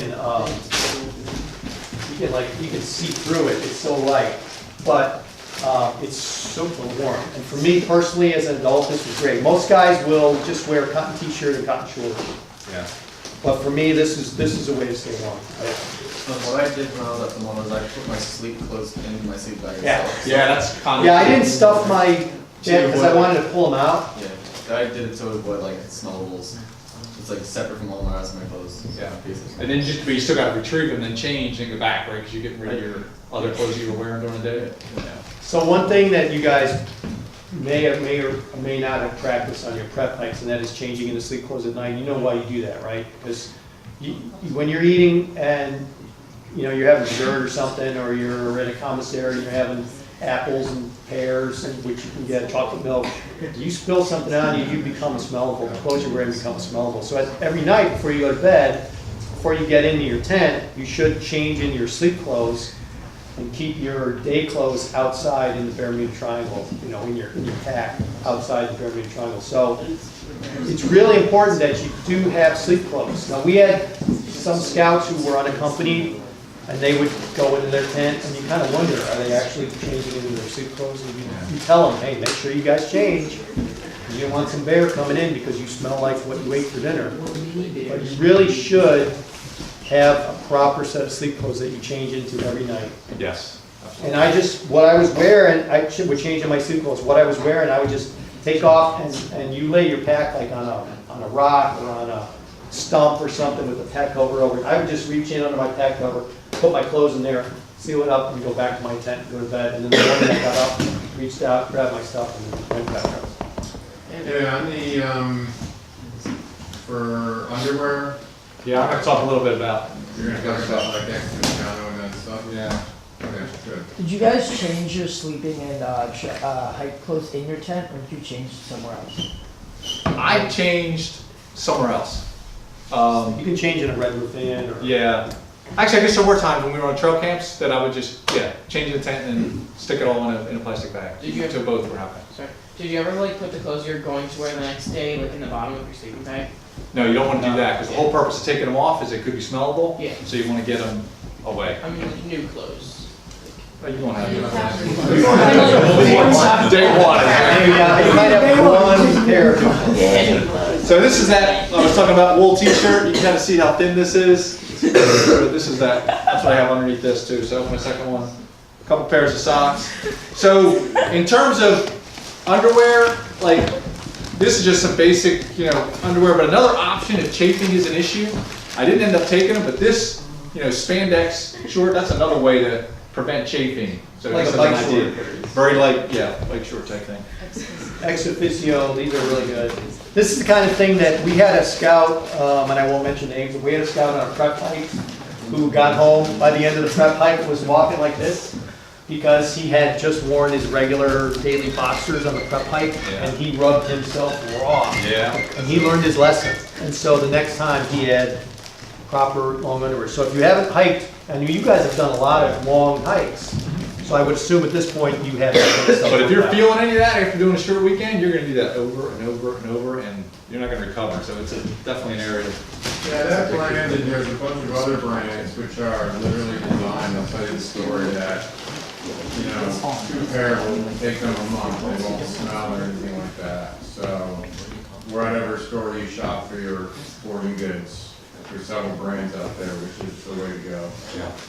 So they won't smell. So what are those special boxers called? Those are ex officio. EXOFICIO. It's more the cut of the boxer Yeah, it's rather the than the cut brand, than the right? brand, but I mean, that's. Spandex. Kind of Material. right. Combination of all that. I mean, they make wool ones too, which I tried. You can get them from REI. Kind Yeah. of like a sport boxer brief, right? Yeah. It's kind of what it is. Yeah, you can do them in any style, but they make ones that are purposely designed for people on the trails or doing outdoor activities that are out there for months on the trail that can do it in 2 pairs. They're designed not to pick up the smell and everything else. I think I had 3 pair of underwear, and I put on fresh underwear every day and washed it through the bag method. Yeah. So that worked great for me. I didn't do that. I change underwear every day, so I was washing at least underwear in a bag. Every So that day. was good. Well, I had 3 pairs, so I got 3 days. And no commando stuff. Yeah. It's all relative, right? If none of the crew washes it, doesn't matter. Yeah. For me, that was for a comfort thing. Trowel and toilet paper, I got some. That's what the, troop toilet paper looks like. I'm gonna get into water purification in a minute. Okay, no, go ahead, I'll wait for the rest of this stuff. So I did a lot of research around, was there another question? I was Yeah. just gonna ask, oh shoot. Oh wait, did you guys have like a crew toilet paper roll or did you have to bring your own? We had both. I liked having my own, but you can get plenty of it, so you can decide. We actually only had one trowel. So on the trail, I had that and we just, handled it. There are a number of items that you get in base camp before you go, and those items are replenishable at commissaries along the way, like when you do food pickup. So toilet paper is one of them, hand sanitizer is one of them, Yum Yum bags, you can get more of those. So, water purification. So I did a fair amount of research on water purification. I did not want to have any issue with stomach issues with, bad water. So there are 4 types of bugs that can be in the water. 3 of them, very common. The 4th one, very, very rare. And most of what you're going to hear in terms of water purification, they completely ignore the 4th.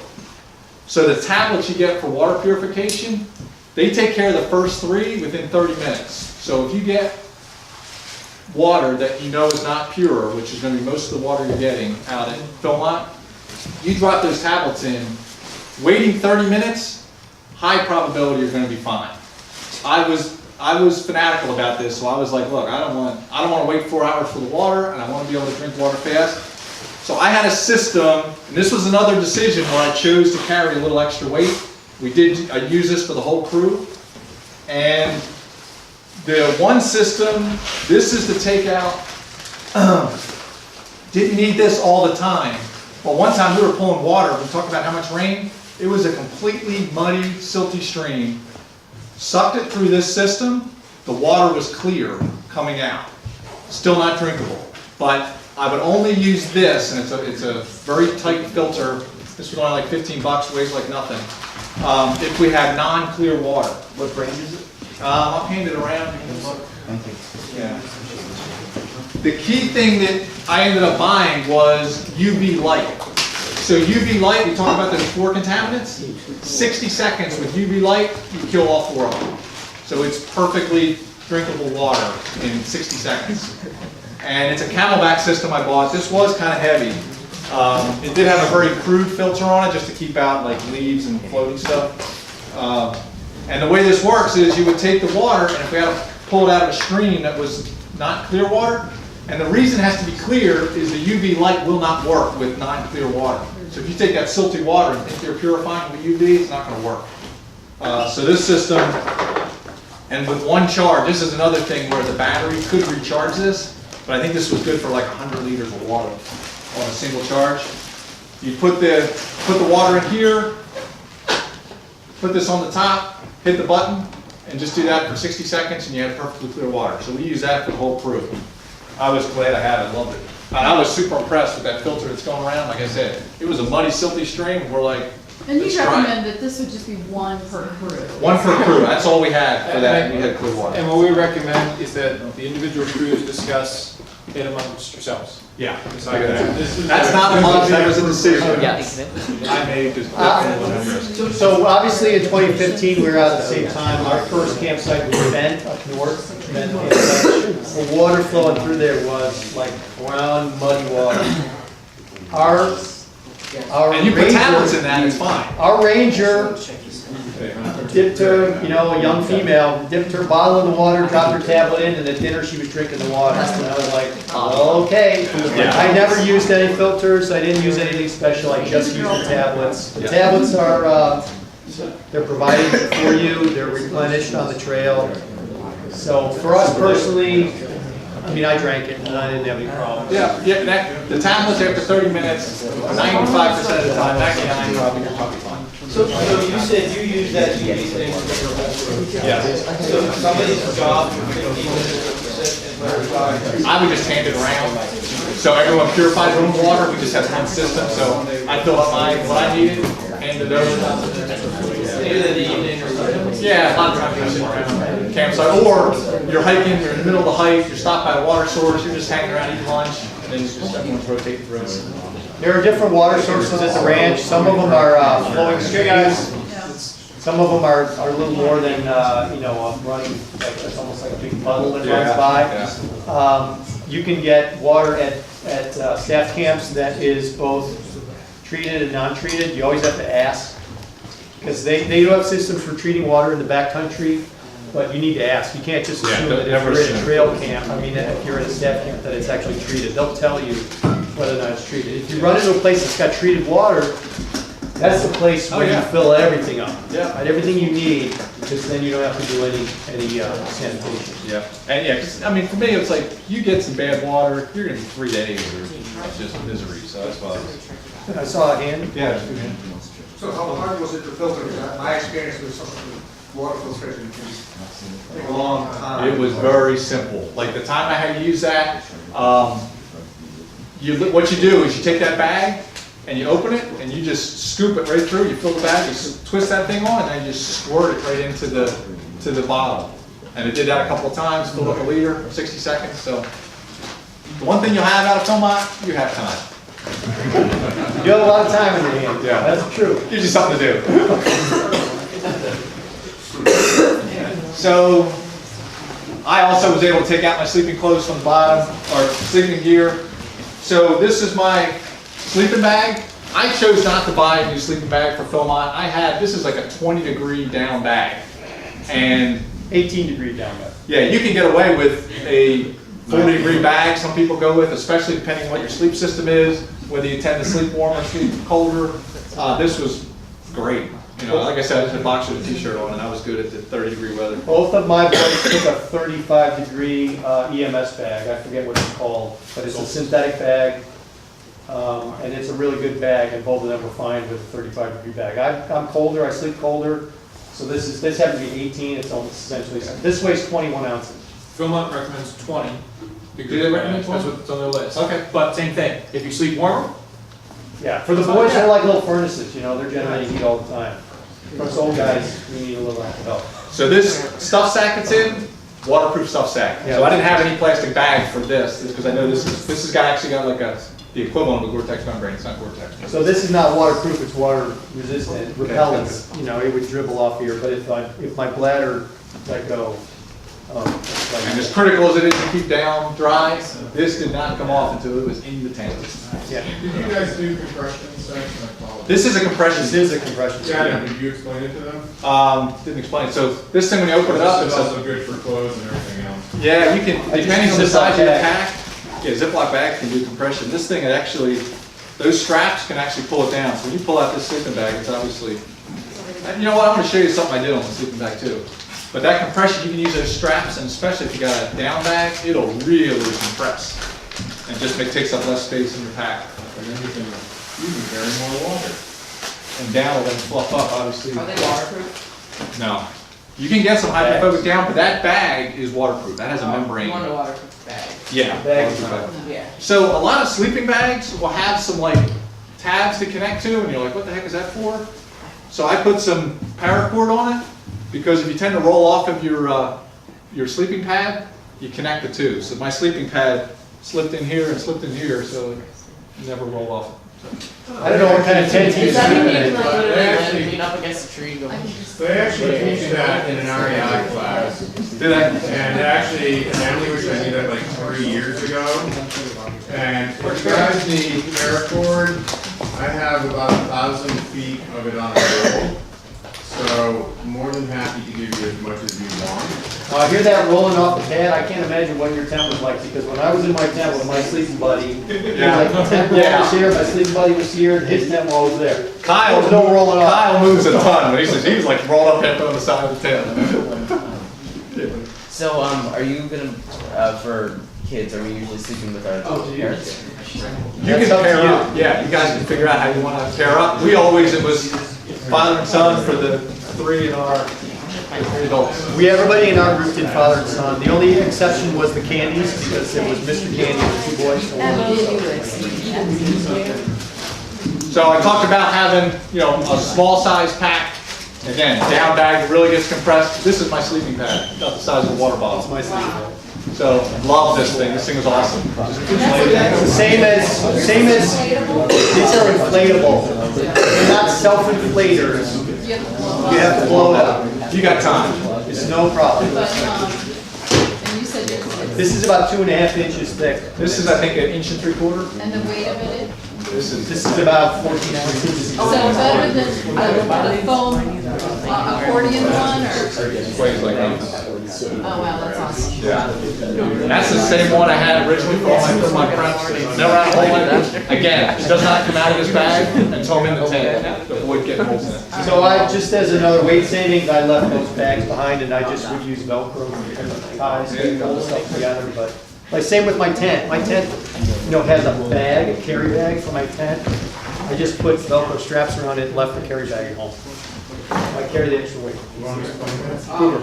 What are your, like, for a full length sleeping pad, like, is there a difference? Would you recommend like a full length sleeping pad, or like just like one that goes down like your legs? I know they have those 3/4 ones. I've never used one, but some people do that to save weight, like a 3/4 pad. This is full length. It's pretty narrow, but it's full length, so I think part because it's narrow is one of the reasons I connected up to the I think back. most people would recommend a longer one, unless you're comfortable without it. But like I said, Cooper, I saw scouts sleeping on those accordion foam pads, where when they're accordioned up, they're only like that thick, and you unroll them, and they're like, it seems like they're a 1/4 inch thick. And there were scouts sleeping on those comfortably. For me personally, I could never sleep on something like that. I'm a side sleeper, and this thing never bottomed out. I slept on the and for things And you just, you'd roll it up, it would go wet, because you didn't have time to dry it in the morning. When you got where you were going, you just sent it up right away and let it dry out before you had to go to bed that night.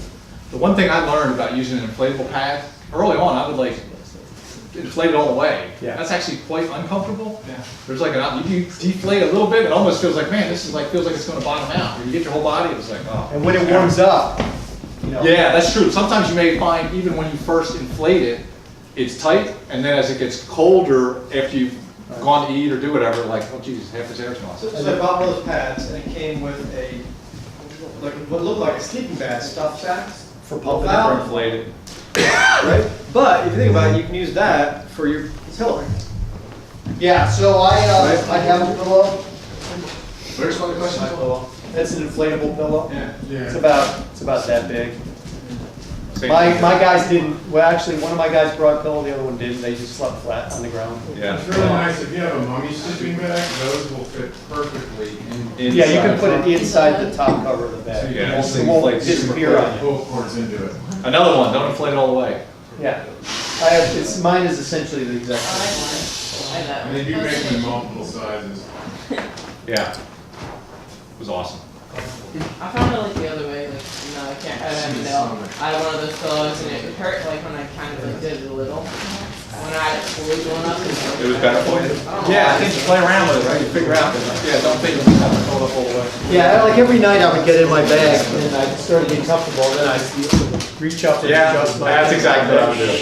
Have it a little bit overfilled, then reduce for comfort. And then once I was comfortable, boy, it was lights out. Yeah. And you have to understand, guys, that, well, in 2013, there was a fire ban, so we weren't allowed to have campfires at night. In 2015, they Encouraged us. to have They fires. actually encouraged us because there was so much wood down, they haven't had fires in so many years. But that was a very unusual year because of all the rain they had. When the sun goes down, you're going to bed. Yeah. It's not like you go on a scout outing when you guys are up until 11 o'clock and we're yelling at you to quiet down and go to sleep. And when the sun goes down, you're out. Yeah. That was nice. On the Hey, you got a inflatable, Sleeping pad or pillow? yeah, thank you, sleeping pad. You know, I guess in my mind, because we actually have a couple that we went through on, and I'll be interested to hear what you guys think, but I guess it comes down to, in this particular case, this is one thing you don't want to short yourself on, because, you know, you want to get to sleep. Well, that's what I keep saying, you know, as far as an adult goes, I think you need to worry about comfort. Now, something that Greg mentioned is the camp chair. I could do without the camp chair, but I couldn't do without a comfortable night's sleep. Yeah. That's those decisions, right? So, you know, one, and Kyle ended up buying one of these ultimately. What is that? Thermarest. It's a Thermarest. That's a good. That's, I have the same. You can feel how light this thing is. Mine is, mine's a Thermarest also, and it's been twice. It still has So what degrees or like lowest degree would you recommend for sleeping? Again, it depends on you personally and what you're comfortable with. Like if you go on an outing, like if you go on the march outing to Horseshoe or something, or if you go to Avondale cabin and you end up having to sleep outside, the sleeping bag you sleep in might be totally different than the one I would pick because I'm going to be a lot colder than you might be. Like I said, my guys both went with a 35 degrees synthetic bag, and I chose synthetic for them because if it got 35. I chose synthetic for them because if it got wet, they still would offer some insulation and they were easy to dry out. Whereas the downs were not. I took it down myself, but I gave them synthetic, and theirs was 35. Again, Philmont recommends 20 degrees. Which is what I had, and it was plenty. Like I said, I had this, I mean, I was- shorts and t-shirts. I was totally comfortable. Absolutely comfortable. This is that pack hauler folded up, just so you know. That's what it looks like when it's. What is that, Scott? That's the pack hauler that pack went in on the airplane.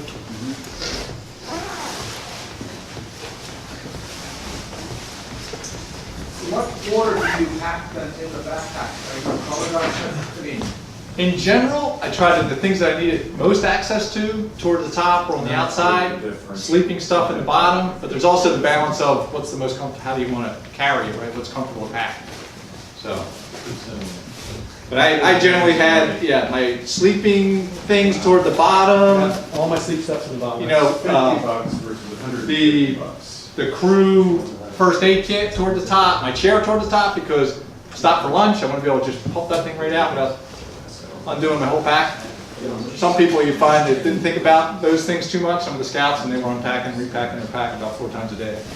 okay, so, but that has to do with that also, how you weight, distribute the weight. Yeah, comfort on packing. Yeah. So if you look at the pack, what they want you to have is the heaviest stuff in the center of the bag, close to your back. So not down low, not up high. So that's where my water bladder went. I've got a 3-liter water bladder. You know, it's sitting right here, and that's 7 7 pounds, right, of water right against my back. Yeah. Sleep stuff is all in the bottom. Clothes are in there, tucked in, food's throughout there, and then anything I want to get to easily, it's right on top.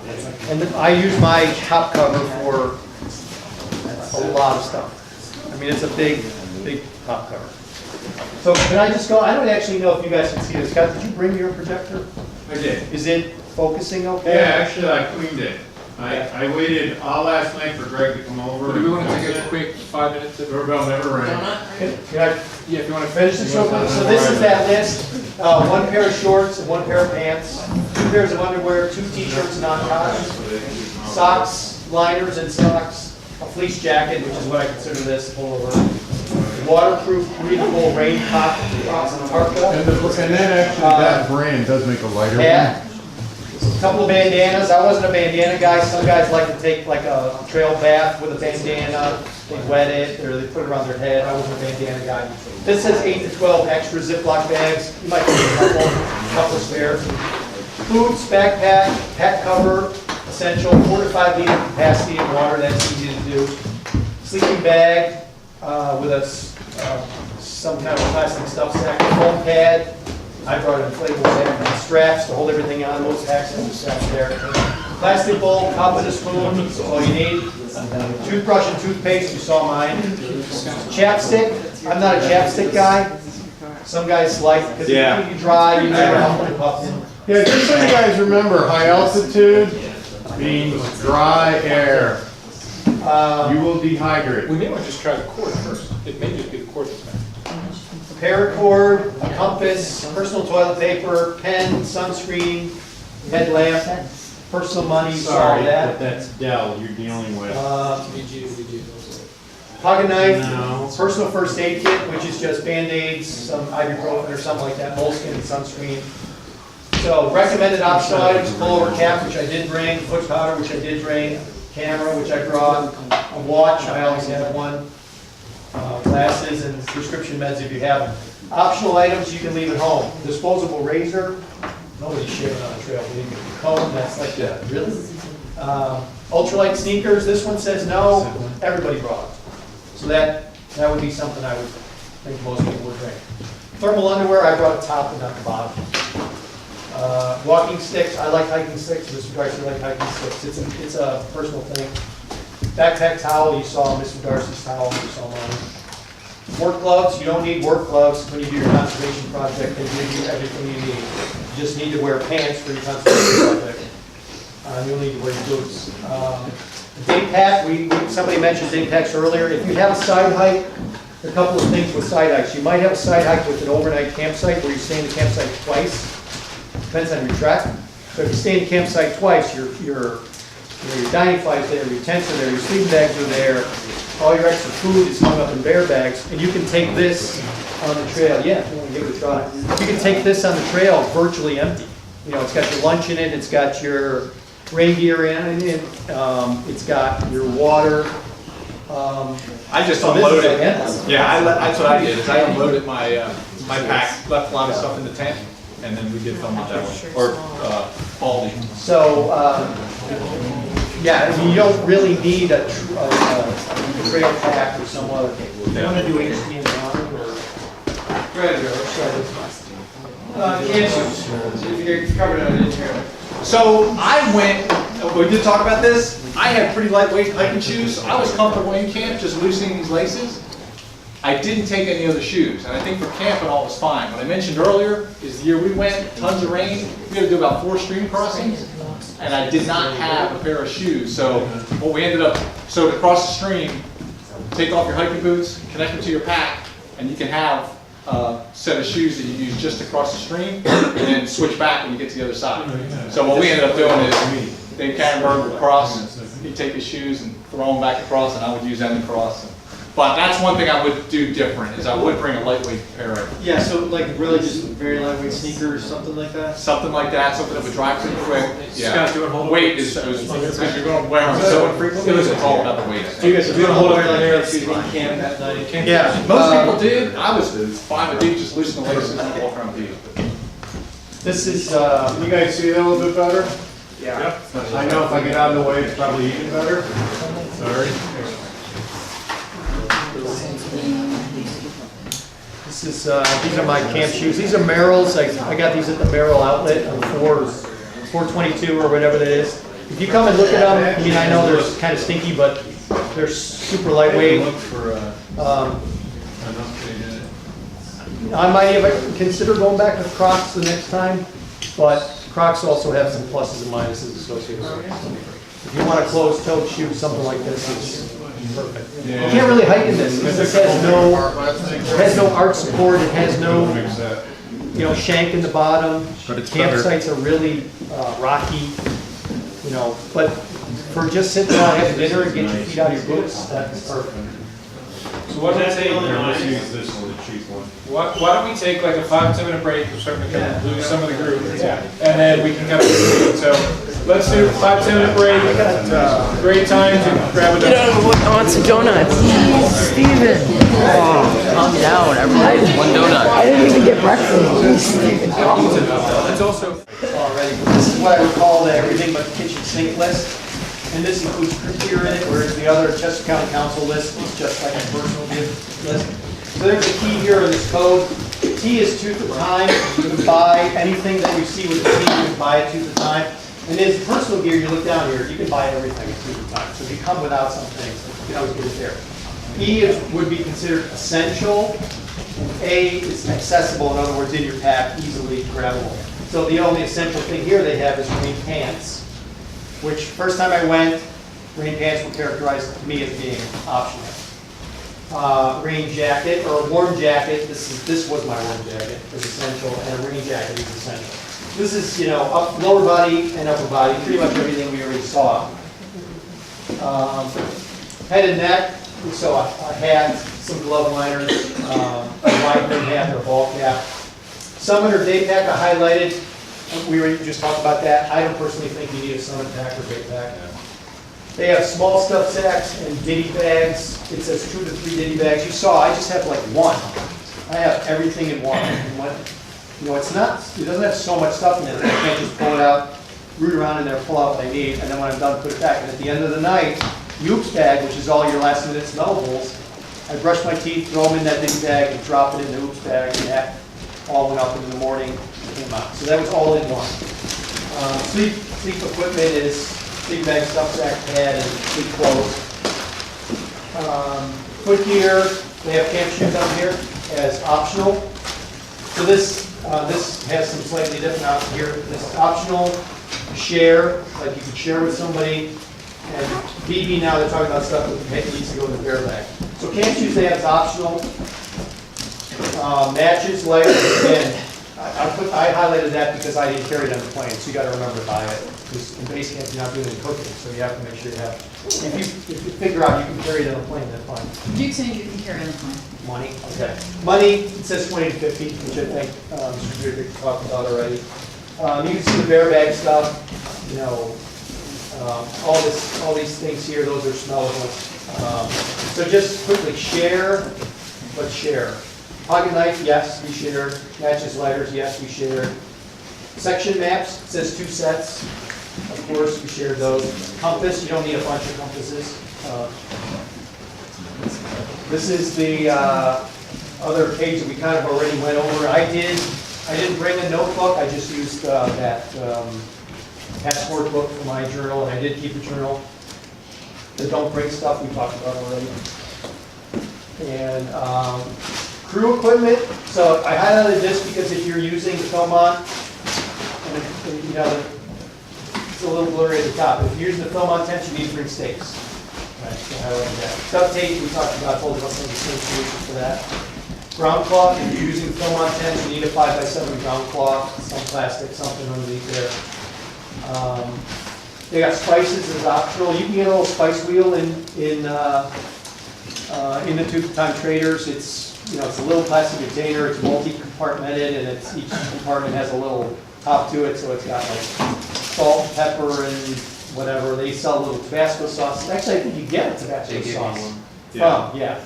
I actually made a little spice kit. I found it on the internet. It was like a little M&M container and a bunch of straws with caps. It was a fun little project. Yeah. It weighed like nothing. Because there's one of those spice wheels weighed like, I think it was like 3/4 of a pound or something. I mean, if you want a specific spice, you're better off home, but it's just saying they are accessible. You can use a tic tac. A tic tac. Yeah, that's a good idea. There you go. Yeah, great idea. But that's good, and the Tabasco is good, you know, the No. food can be kind of bland, Bland. guys like this spiced up a I little love bit. that Tabasco. Gotta be careful you don't put too much on because you gotta eat. I asked Andy before I came, I said, I can't go and what's your one bit of advice that you would give guys, if you had to tell them one thing? He said, eat your food even if you're not hungry. That was his one bit of advice. Yeah, on some of the lawns, when we were eating throughout the day, I saw two examples. One of the scouts and myself personally, we were doing 2 at a time, and on the way back, the term used in cycling is called when you bonk. It's when all your glycogen stores in your muscles are totally depleted. And I know when it hits, I felt it, and I had it happen one time. And it's because just not eating even throughout the day, so. I had it happen in 2013. My solution to avoiding that is in the morning when I have breakfast, you can typically get Gatorade packs or Acclimate, which is a Gatorade type powder mix in your food packet every day. You get something. And I also would scavenge my favorite flavors out of the what do they call say again? Dropbox on the porch of the staff camps. I would scavenge my favorite flavors. So I always had a bunch of those in my top cover, and I kept one bottle full of Gatorade. And my solution to avoid bonking in the future was when I had breakfast, I downed a full liter of half-strength Gatorade every morning. And that took me through the day, no problem. Just And there for were days- electrolyte balance? Yeah, yeah. Yeah, when that hit me, I mean, they had these little sugary kind of bars, ate one of them, and in 10 minutes I was fine. And they, you know, generally speaking, they say half-strength is probably better than full strength. That stuff is, you don't need full strength, especially if you're drinking water all the time. This is equipment issued by Philmont, so you guys can decide what you're going to bring in terms of your cook kits and everything. I recommend bringing the cook kits. We kind of talked about that earlier with the adults. I like the stuff that we have here in Troop 31. It's lighter. It works better. I like a wooden spoon. If you go to Philmont, they're going to give you a big, heavy, like industrial strength, cafeteria type spoon. I like a little wooden spoon from Walmart. Hot tongs, all this kind of stuff. I just got those flimsy tongs for dropping stuff into the water to boil it or to sanitize it, whatever. So you can decide, this Philmont, that's the tent, sorry, cooking pot kit. This is almost 2 pounds for this cooking pot kit. Here's a smaller second pot kit, that's another 1 pound, 4 ounces. That's a lot of weight. I think the stuff that we put together here in Troop 31 is a lot lighter than this. And you can decline this. When you go to get your stuff at Philmont, when you go up to the window, there's a whole checklist that you're given. And they'll fill it out depending on what you take out. If you don't want something, you just tell them you don't want it. You have it. We brought our own bear bag ropes. We declined theirs. We brought our own their bags, we declined theirs. We brought our own cook kits, we declined theirs. We took a very small subset of stuff out of Philmont because we came with Troop 31 stuff, and that worked really well. Bear bags, ropes, you guys can decide whether or not you're going to bring what you have. Food strainer, toilet paper, resupplied. A lot of this stuff is resupplied, and that's actually the last slide there. Remember when you see it's commissary, so then you get that at commissary. Commissary is where you get your food resupply. And although we may have mentioned it in passing, you guys got to remember that when you go to the commissary, they have milks there.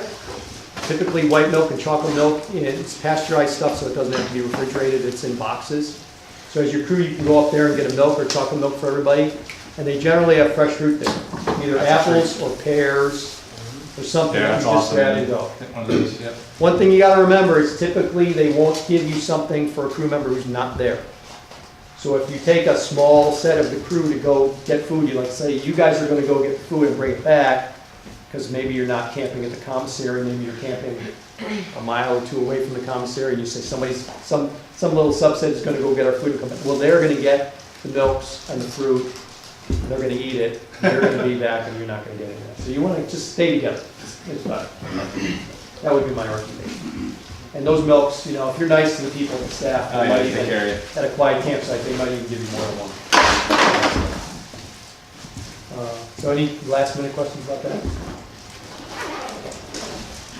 The other thing we just wanted to talk about was navigating. So before you just get into your topic, so I just thought, I should have done this to start. So the agenda for today, we did the clear clinic, Mr. Dembek's going to present about navigating. After that, we're going to break up into individual crews and start talking about the individual trek selections. And that's an important aspect as well. And then, so when we break up for that, then that's going to be the official lunchtime for those who haven't already eaten lunch. See some John around. And then following that, Mitch King, who is the Council High Adventure Coordinator, is going to come in. He's got a lot of experience, and he can actually give us very specific information about the treks that the crews are selecting. You know, so if you come down to a group of 4 treks, he's going to be able to go, hey, this trek is this, and this trek is hard, this trek is easy, this trek is great, this trek has lots of water. So that's kind of the intent. So navigation is the next important piece, and then we're going to break into the 3 individual crews. We'll probably just use the 3 rooms here to do that, so that we can have a smaller session and start really talking about what treks are we going to select. Okay. So navigating at the ranch, I don't think is that big of a deal, but I put this talk together before we went in 2015. Now, I'll go through it quickly because the reality is that everybody is fine when they get there, but occasionally you will hear some horror stories. I guarantee you when you do your shakedown, the night of your shakedown down at Camp Ware, or Camp Horseshoe rather, you're going to do a navigation thing with Mitch King, and I guarantee he's going to tell you the story of his brother's trek when he was a teenager in Boy Scouts and how they got off track and they ended up going like 12 miles the wrong direction until they realized, and they had to turn around and come back. And he will relay that whole story to you and embarrass his brother that night. It can happen. Yeah. In 2 times I went, we only got lost once, and it was a short time. But you know, if you have certain tools at your disposal, you can get back on track pretty easily. You just have to pay attention. So you may have heard the term navigator. Sometimes they say, you know, they sort of make fun of the job. Are you the navigator or the navigator? Like, are you saying, well, I think we need to go left at this fork? That would be a navigator. You know, you want to have skills so that you're not just guessing. You actually know what's happening. This is photograph of the section around Baldy, so this is pretty typical, you know. Contour lines, trail markings, road markings, campsites. When you look at this, you know, does it mean anything to you, or is it totally foreign? Like, is this just a bunch of lines on a piece of paper that means nothing to you? It would be helpful if before you go, you look at the maps, you think about your track, and so you know what this means to you when you're actually hiking. Okay? Why do you need to know where you are? What does it matter? Okay, if you have an emergency situation, this is a photograph right off the map. So each of the maps, there's another set here, back here behind me. Each of the maps has this information printed on it if you have an emergency and you need to get help. Say you have an injured hiker, injured crew member who can't hike. You got to bring help to them. So you maybe split your crew up, you send a group of 4, which would be minimum. You send a group of 4 to the next camp or someplace where you can get a signal to call Philmont, base camp, and report an injury. And the phone numbers, I think, actually at the bottom here, they're included in the picture. But one of the things it says, mark your exact location with an X on the map. Describe in detail using grid coordinates as best as possible. So can you do that? You know, what are the chances? When was the last time Chester County Council had somebody go out who got injured, who had to be rescued off the trail? I can't tell you that, but if it did happen to you, you want to be able to help that person the best you can. So do you use it?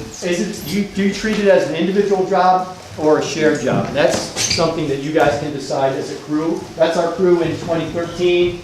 That's Matt Candy there. This is Mitch, Steve Hannon. That's our ranger. As soon as you get off the bus, the first thing they do is they sit you down typically, and they go through a bunch of things. They'll teach you how to use the Red Roof Inn. That's usually like a lot of entertainment that goes along with a lesson about how to use the Red Roof Inn. That's a lot of fun. And they'll sit you down and go over all this emergency stuff. So he's got a map here, and he's got a whole bunch of notes that he went through with the boys on the back of his map. All things about navigation and etiquette and that kind of stuff. So, but you can make a decision in your crew whether or not you want to have a navigator or share it. Every day somebody else navigates. That's something you can decide. And you can think of disadvantages or advantages, like if somebody's really good at navigating, let them do it, why not? But, if they get hurt and everybody else is looking at that like it's written in Chinese and you don't speak Chinese, well, that would be a problem. And I think, Speak Chinese. there you go. And adult help. So the one thing that I always thought, personally, if the boys have a question and they need help, the adults are there for advice, health, and safety. If you don't, as an adult, if the maps don't make any sense to you, how can you help the boys?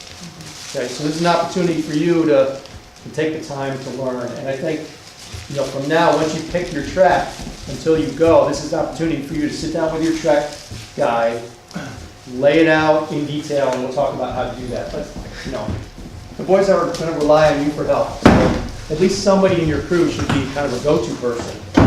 But it really is, the scouts are really leading it. Like in our crew, Yeah. adults never got involved in navigating. We just followed. Wherever they said we were going, we're going. We're going to hike an extra 3 miles, we're going to hike an extra 3 miles. Yeah, so in our crew, typically what I did, or the adults hiked at the back. We're on vacation, it's the boys, we just follow them. We don't let them get spread out. We need to make sure that we see everybody, but we always stay together. We were always at the back. My kind of go-to thing was, every once in a while, I would say to my navigator, hey, where are we? Can you show me where we are on the map? And the navigator typically just had the map open and maybe a compass and it was hiking along, and if we got to a junction or something, they tried to figure out where we were. So if I could ask my navigator, where are we?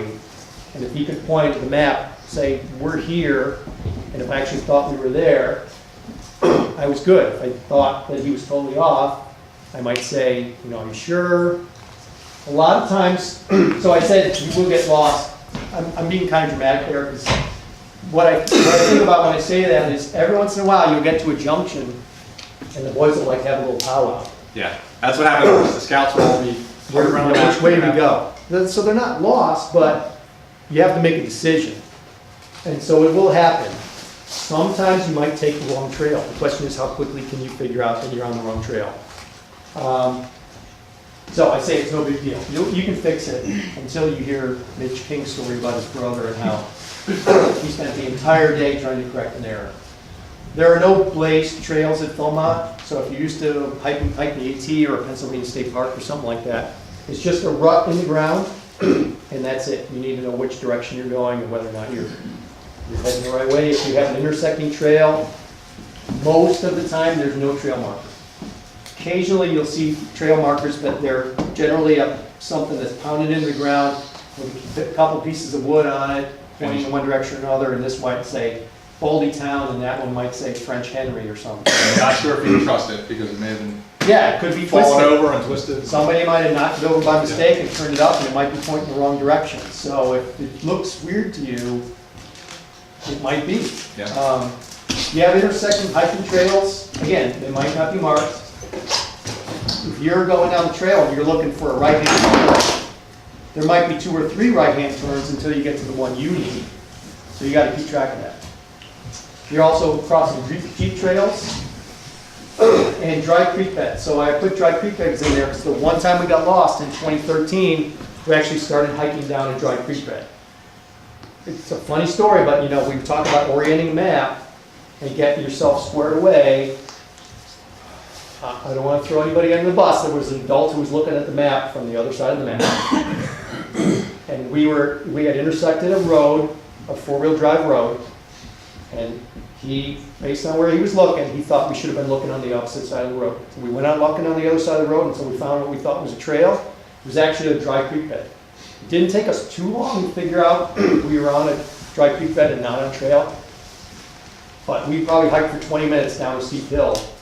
And then we got to the bottom, and we were like, this is not a trail. I think the only time we got messed up was the same thing. It was like they felt, the scouts felt that we didn't necessarily need to orient the map, and they were kind of, yeah, here we are, and made a decision. In hindsight, it was like, you know what? Everyone just turned and said, let's orient this map. It wouldn't happen. Yep. Simple skill and. The only time that my crew really got lost was when the trails completely washed away. Yeah. So that's a possibility as well. Yeah, absolutely a possibility. Now, I will say that the Philmont trails are really well maintained. Now, Yeah, your experience notwithstanding, we were there in 2015. It was very wet. There was a lot of We were flooding. hiking through like woods, and the trail just washed away, and we were on it, and then all of a sudden just disappeared. Yeah. The trails are really good quality trails. If there's something funny about the trail, if it doesn't feel right, chances are you're not on a trail, or you're on a closed trail, an abandoned trail. Now, how do you identify an abandoned trail? And I went in 2015 fully knowing how to identify an abandoned trail, and on day one, we hiked on an abandoned trail for a little bit until we realized we weren't supposed to. And the only reason that we were literally walking into Ponil, which is the first staff campsite after we got off the bus. We got our ranger with us. This was right after the floods. Ponil was a mess. The trail that we were going to take to get into Ponil had been washed out, like you described, from the flood. So they closed it and made another temporary trail. Well, we walked up to it and walked right over the indication that it was a closed trail. And the way Philmont will typically indicate closed trails, it'll take 2 or 3 logs, branches, something that's about the size of your arm or bigger, nothing like really tiny, and they'll just lay them across the trail. Just 2 or 3 of them.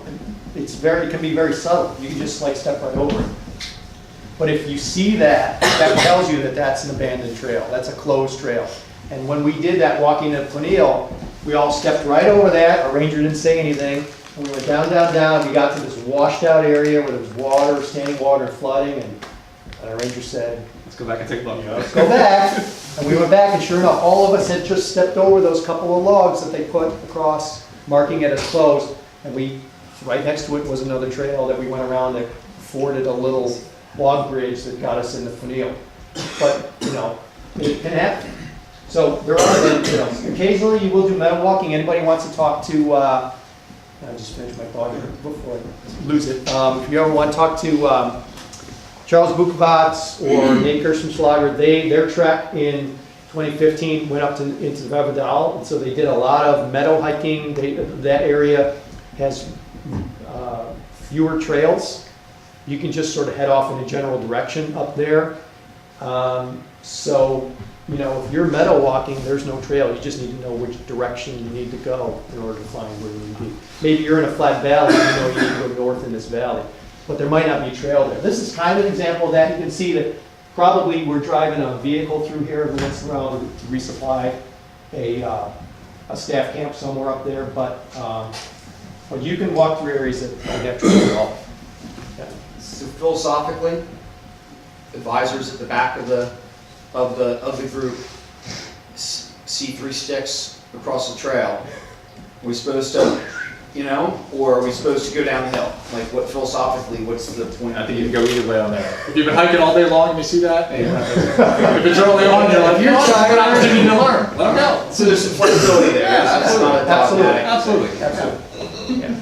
You can turn it into a learning if you recognize it. So the odds of me noticing anything that a 16-year-old doesn't notice is exceedingly small. I'm not worried about that happening to me. If you're hiking like this, head down, you might see that log. Yeah. Stop is an acronym in scouting. If you run into trouble, stop.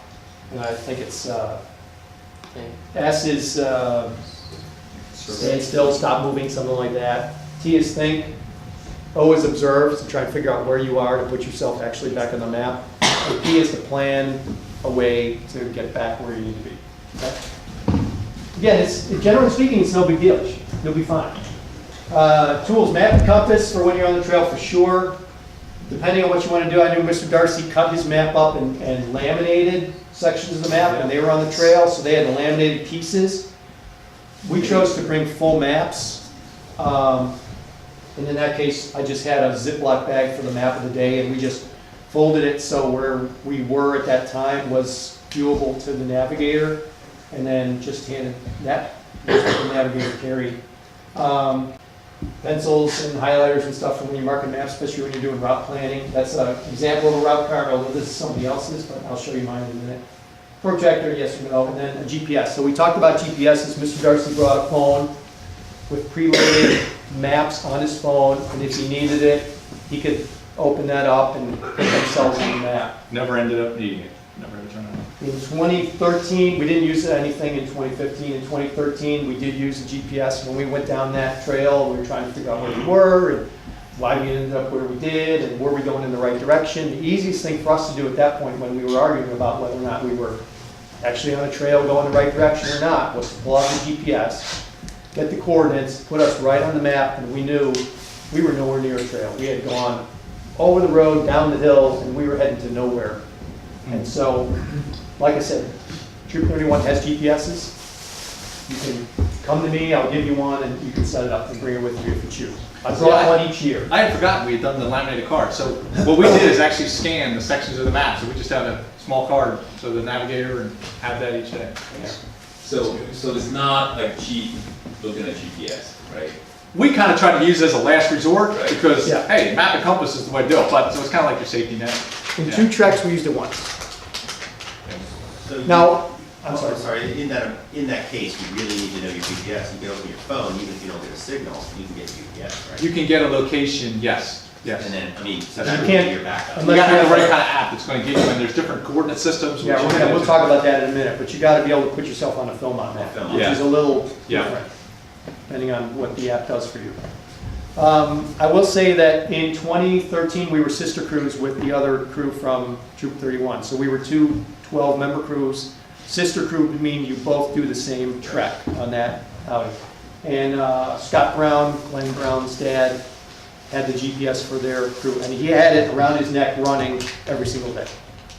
Mr. Brown didn't want to get lost. If he thought there was any question about a problem, he had the GPS. And he kept track of how much elevation they changed and what distance they went. We'll do that, yeah. I had it in the backpack, in the top cover. I turned it on once in 2 treks. So skills to know, can you orient a map? We both just talked about examples of guys getting turned around because they weren't orienting a map or you didn't know where they were going.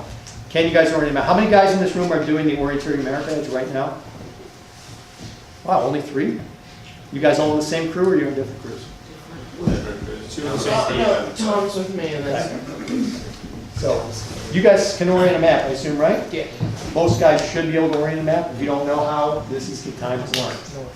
Declination, there is a declination, magnetic declination at Philmont. It's 8 degrees north, or 8 degrees east right now.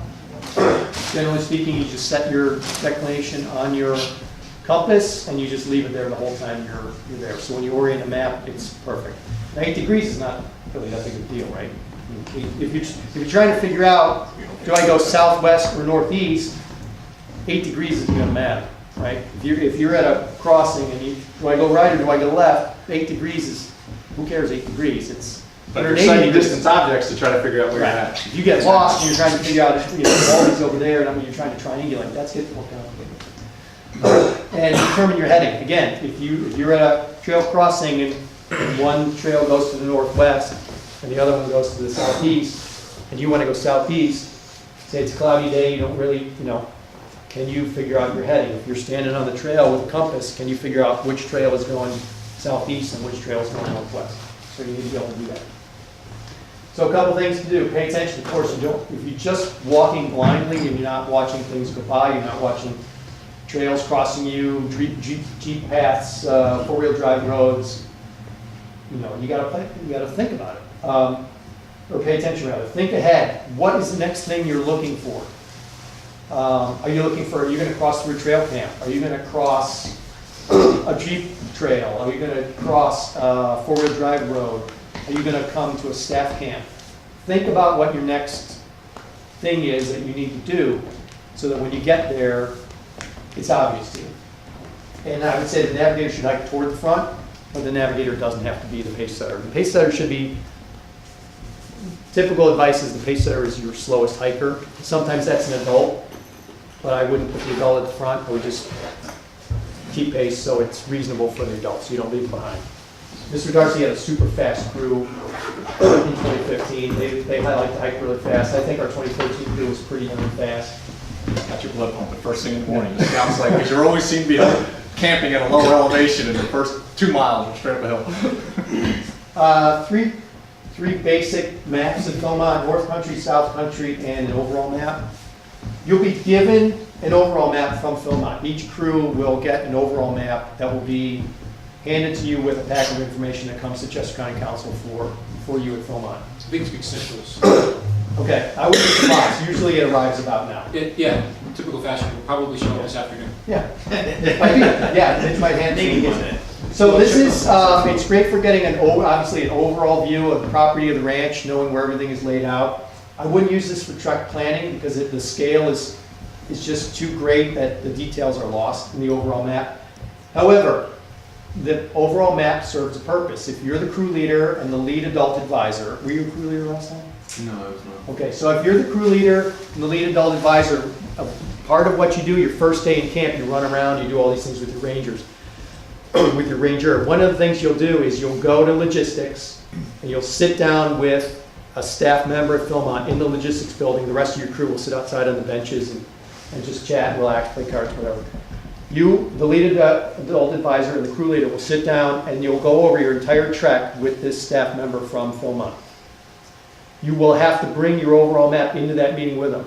If you leave it at home because you think it's useless and it's a souvenir, first thing they're going to do is have you get up from the table and run across the courtyard over to the Tooth Time Traders and buy one and bring it back to the logistics meeting so you can finish your meeting. So bring it, lead adult advisor, bring it, give it to your crew leader, have them bring it. It will come with you to Philmont.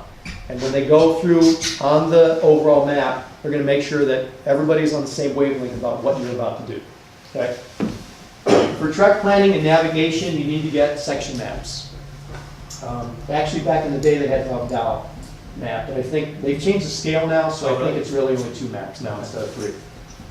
On your itinerary, when you choose it, at the bottom, there's a bunch of detailed information that includes what map sections you need for that trek. I see you already got some maps here. I've got some 2017 maps that I bought. They should come out with a new map every year. So I bought 2 maps recently. They are 2017 maps. The 2018 maps I probably got soon. You can probably do your trek planning from 2017 maps, but you'll have to buy those. And you know that. So when you look at the Philmont legend, there's a lot of information on there. You just want to make sure when you look at it, it makes sense to you. So the quality's a little rough here, but I think you can sort of get the basic gist of things. So there's a color code with map information. And the first color is black. So everything in black in general is man-made feature. Like trail camp is a teepee style type tent. Staff camps are the squares. Spike camp, which I think is probably has to do with the lumber. I'm not sure what that is. I think it probably dates back when the ranch was being used for other purposes. But cemeteries, graveyards, windmills, ruins, and so on. Okay, so occupied and unoccupied structures. Water sources? Yeah, that's the next one. Next one. Oh, okay. Okay, blue is water. So springs is a blue circle with a squiggly line. A well is a thick blue circle. I don't know if you can see the color there. Intermittent and perennial lakes, intermittent and perennial streams. So, is it obvious to you guys what an intermittent stream or lake is? Okay. We were on top of Wilson Mesa twice, in 2013 and again in 2015. 2013 it was a dust bowl. In 2015 it was a beautiful mountain lake and looked gorgeous. So there really are things that might be a lake sometime and not a lake. That's part of that initial meeting Mr. Dembek was talking about. Your crew leader will get an understanding from the boards of the water sources that are intermittent, which ones are okay, at least for that day. It might be different 10 days later, but yeah, we're definitely going to talk about that. Yeah. Vegetation is green, so they have sort of just the base color for bare ground is open. I think it might even be like a really subtle shade of green. Mixed trees, like 4-6 feet or below. I forget what the height is. Mitch will tell you. That's this mottled green, and forest is solid green. Orange or red are the major roads. There is one major highway that cuts right through Philmont. It kind of cuts through North Country a little bit. And depending on where your trek goes, you'll have to cross that road. But you don't cross it, you go underneath it. There's a little viaduct, and you actually go under the viaduct, under the highway. But there is a major road that cuts through. But they've got 4-wheel drive roads, out-of-service roads, and improved road highways, so on. Okay. And then I think there's one more, which is contour lines are brown. They changed the contour recently. 2017 maps, the contour interval is 50 feet. Used to be 40. They shrunk the map down a little bit. But this is a snapshot of the detailed information. The new map scale is 1 to 31,680. It used to be 1 to 24,000. Contour interval used to be 40. Now it's 50. The squares on the map, the coordinate system, the squares are 1 square kilometer. So it's a kilometer on the side. So when you look at that grid that's laid on top of the map, it's 1 kilometer by 1 kilometer. The data used to plot these maps is called NAD 83, North American Data 1983. And they use the UTM coordinate system, UTM, okay, Universal Transverse Mercator. Just touch on that a little bit, but they use UTM because for hiking and placing yourself on a map, it's much more straightforward than lat long. And so you have to be able to put yourself on a map in UTM, which is why certain GPS applications on your phone might only give you lat long. Lat long is not on your map. You need to have it in UTM. And this is, it's zone 13, I'll show you in a minute what that means. And it says some recreational GPSs might actually show 13S. And this is a 2017 map. And like I said, they should come up with a new one every year. So, just really quickly, the UTM coordinate system is a grid they lay down on the Earth. It always, the numbers are always positive, and it's just like the upper right-hand quadrant of an XY plot. It's always increasing from left to right, and it's always increasing from bottom to top. And the coordinate is actually meters. It's meters from a reference point. So what you see on there is a 7-digit number, and that's how many meters you are away from that reference point. So when you look at the map, it's some 7-digit number followed by another 7-digit number, and that's your XY plot on that map based in meters. And so the X coordinate is called the easting, and the Y coordinate is called the northern. And they don't use lat long because, well, lat long's more complicated. Is it degrees, minutes, seconds? Is it degrees, fractional degrees? Is it north positive, south negative, east, east, west positive, negative? They don't use lat long for actual navigation like this. They use UTM. And you can see the entire Earth is broken up into boxes, and Philmont happens to be in this one 13S, but it'll show up on some GPSs as 13R. So this is an example of coordinate. This is where Baldy Mountain would be if you were standing on top of Baldy Mountain and you had your GPS on and you shot a location. This is what it would tell you. It would say you're on 13S, which is, if you're in Philmont, you're on 13S, so 13R. So. And then this is your easting, and this is your north. And that's meters north and meters east. Okay, it's super easy to put yourself on that map. You just find your X and Y, and boom, you're right there. But you have to have your GPS. What's the 0 point in that program? Just the lower left, is that right? Well, no. Oh, the 0 point is a reference point, and it depends on. I forget where they put the reference point. Might be something for your. Since you're only east and north, your reference has to be the lower left. Is that your question? It's probably the grid box the lower left-hand corner might be the 0 meters for each grid box. I think that's how it works. Yeah. Maybe a good question for your orienteering guys? Yeah, your orienteering guys. But that's homework.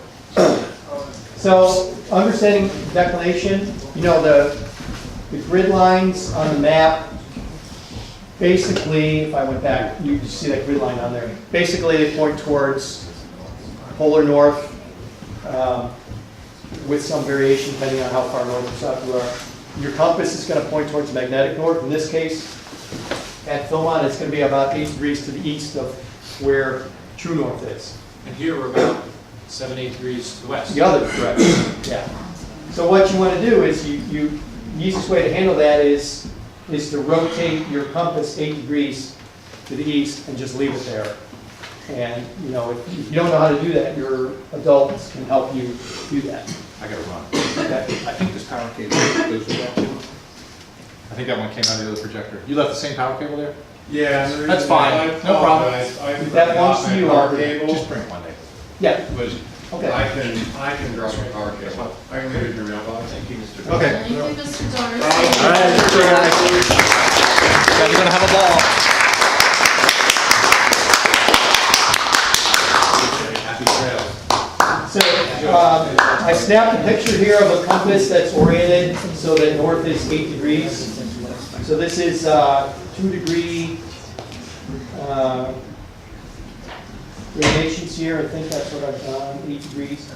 So it would be 252 and So that tick mark there is 50, and the first one next to it would be 252. So if you're ordering a map, and you drop your compass on the map and line the left-hand edge of the compass with one of the north-south grid lines, and your compass is set for the 8-degree declination at Philmont, as you rotated your map and put the red arrow in the house, then your map would be northern. Okay? Does that make sense to everybody? Yes, no? Yeah. You'll figure it out between now and then, but it's something you got to figure out. Okay? You can talk about that some more. Features on a map. So what you see on the map might look something like this, and then when you're standing on the ground looking at it from the side, this is how it translates into something that you would look at maybe if you were in a valley looking. So this might be a ridge with 2 peaks. So from the ground looking at it, there's the 2 peaks of your ridge. There they are. So the way I learned this, if you make a fist with your knuckles up and you put them together, these are pretty much all the features you'll see on the topographic map. So this is a ridge and another ridge, okay? In between them is a valley. On top of each ridge is a peak, and in between each peak is a saddle. Coming down from the peaks are spurs with your fingers. In the area between your fingers are the draws. That's where the low spot on the side where the water's going to collect. You also have depressions, which is the opposite of a peak. It would be a low spot, relative low spot, like a dry lake. So ridges, hills, saddles, bigger valleys. Cliffs would be like aligned with hash marks next to it, which is an extreme drop-off. There aren't too many cliffs in Philmont, but there are some pretty steep spots there. Spurs and draws. A draw is where you would find water, so the easiest way to recognize what's going downhill is to find that draw on the map, and then cliffs, tip marks. So when you look at a map, in your head, you see this, can you translate that into that?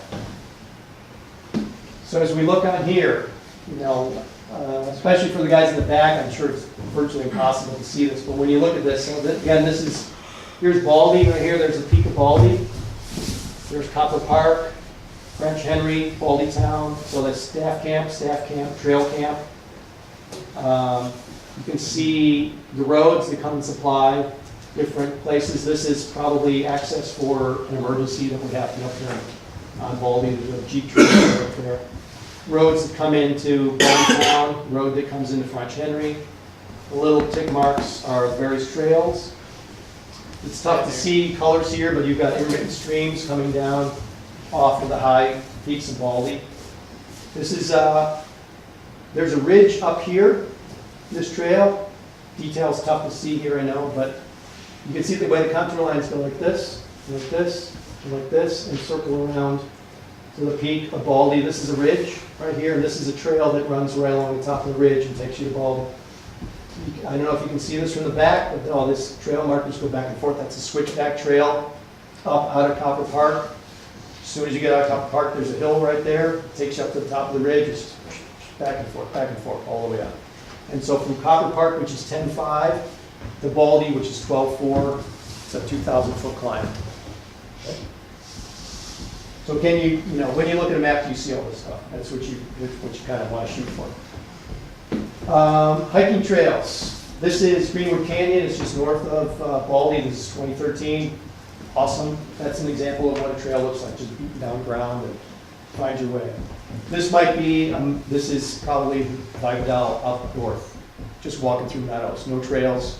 Just got to head in the proper direction, know where you're going. This is an actual trail sign from 2013. This one says, I think that says French Henry.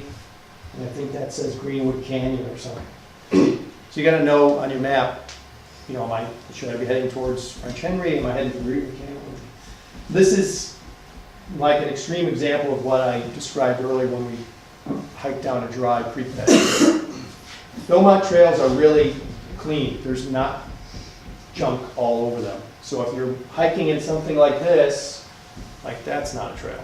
Okay? So just watch for that. When you get into a campsite, and I don't think they had this on our one-day shakedown, but they should have it set up for your official shakedown weekend. Depending on, no matter which direction you come into that campsite, you're going to see some information on trees, posted on trees as you enter the campsite.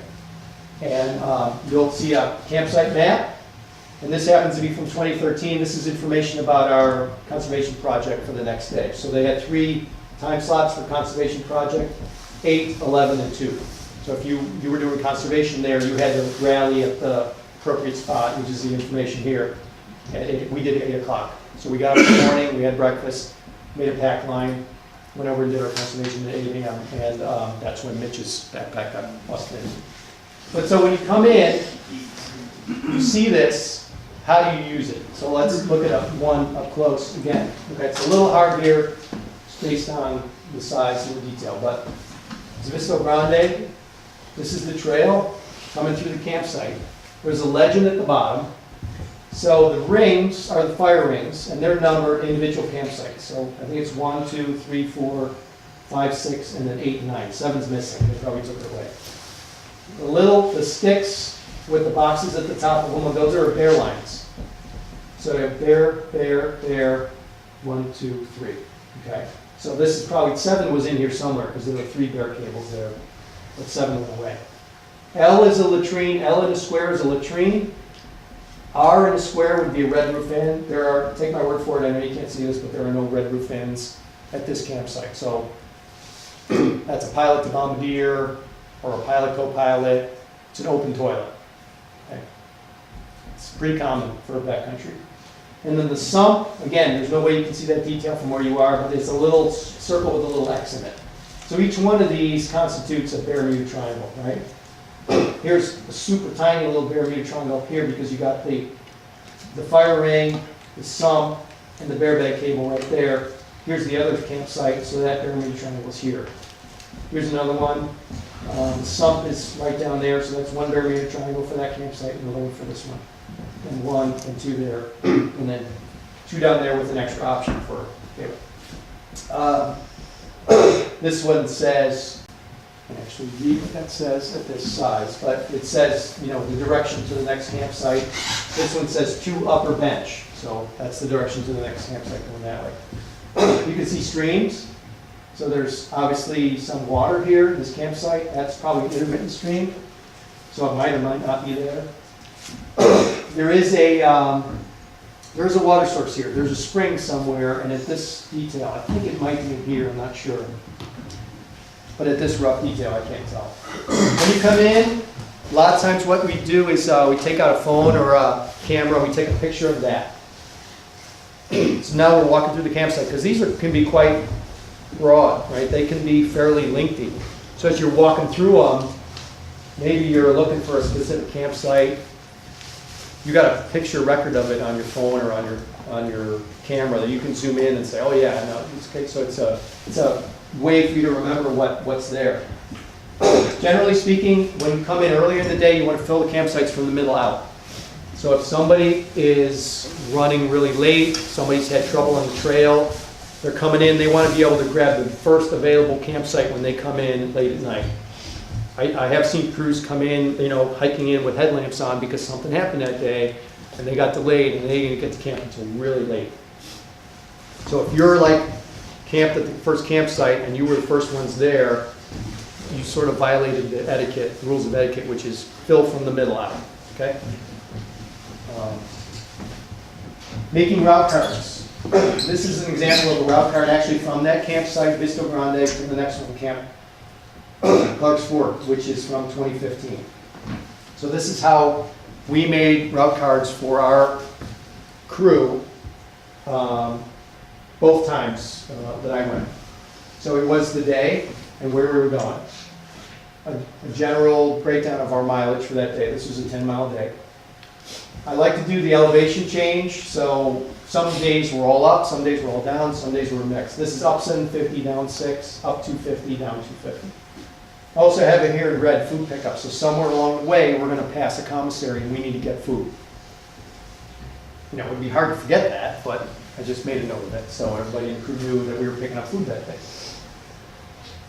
The rest of this is verbiage about the trek. And, you know, I don't know how much time you want to invest in this, what you want to do, but, you know, you could look at a map. If I were to pass maps out right now, you could look at a map and follow this and trace the route that we took from Vista Grande to Clark's Fork on a map. Okay. What is the average mileage per day? It's like. It really depends. You, generally speaking, you're in the single digits to around 10, maybe. The only double digit day I had was half packs and going up Baldy. Yeah, I mean, you know, side hikes can add to it a lot. They can take your mileage up a lot. It seemed to be about like 8. Yeah, I mean, you know, upper single digits is pretty typical. On your conservation project day, you'll have a much shorter hike because you'll spend half the day doing conservation project and the other half hiking, so they generally cut your mileage in half on that day. Your first day is usually 2 or 3 miles. They drop you off, you hike 2 or 3 miles to your campsite, and then you do ranger training. So that's usually a really easy day also. Scott, you did this the night before each following day? I did this here. Yeah, we'll do this in advance. You guys are gonna, I would recommend you have all this worked out before you ever leave Pennsylvania. So what I've done here is I've just said the marked camp to the south and the southwest. So in other words, if I just go back to that map, depending on where you are here, you're either gonna head southwest or south and continue towards Upper Bench, okay? As opposed to going north or northeast towards Hawkeye, I guess is what that one is. Okay, so you want to make sure you're going in the right direction.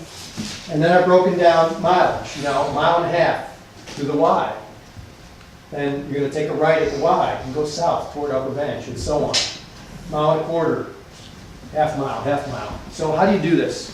What I did, these are the 2013 maps. They have a different scale than the 2017 maps. But what I did was, on the map at the bottom is the printed scale. I just took a little piece of nylon cord and I cut it to the length of the scale at the bottom of the map. So this is 2 miles on the map. And then the first mile is broken up into, if you guys can see there or not, 1/4 mile increments. 1/4, half, 3/4, 1 mile. So I can lay this on the map, curl it because it's just a bendable thing, and I can get 2 miles on this piece of string down to the 1/4 mile. And that's all I use to figure out this. Everything's done to the 1/4 mile just based on this string. The And other so I thing to do is have to have enough water to get from here to there, because you know you're going to resupply. So this is something I added in 2015, and I highly recommend that you make a record of every place you're going so that you know where your water is.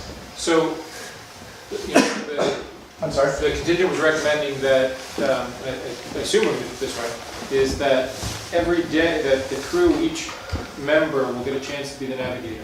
So each crew member, scout only, will have one day where they're the navigator and they're going to be writing out the card. Of course, we'll sit down and help you write out the card, prepare the card, but during that day, you know, you're not memorizing the whole Philmont track, you're memorizing probably 2 legs of the track where you really know what's going on. You can say kind of verbatim what you wrote down.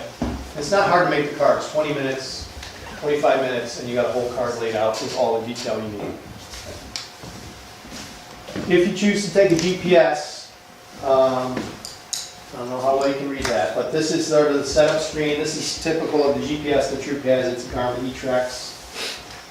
On the setup page under units, you have to make sure it says UTM and not lat long. So if it doesn't say UTM, you're not going to get UTM coordinates. Again, this is if you want to take a GPS, you need to do this.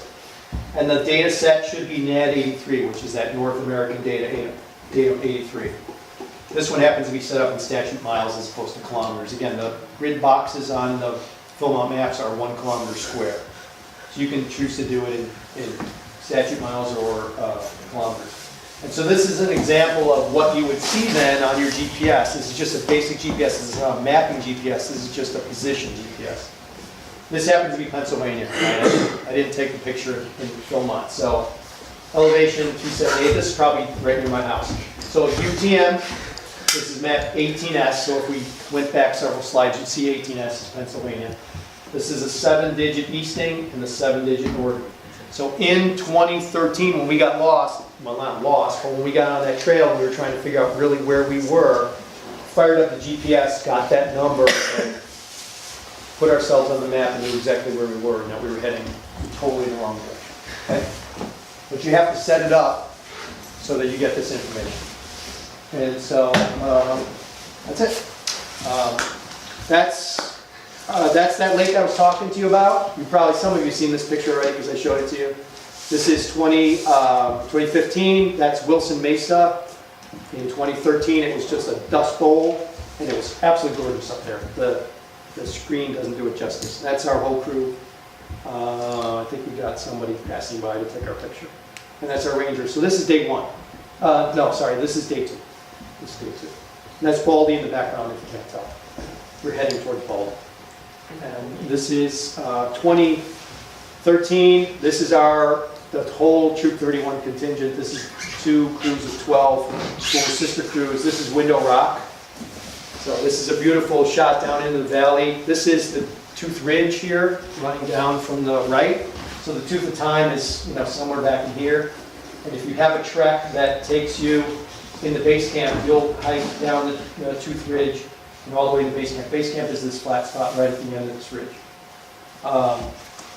And so this was our last night on the trail. This was right before we got into Clark's Fork. The next morning we got up, hiked Tooth Ridge, and hiked into camp. So that's it. Any questions?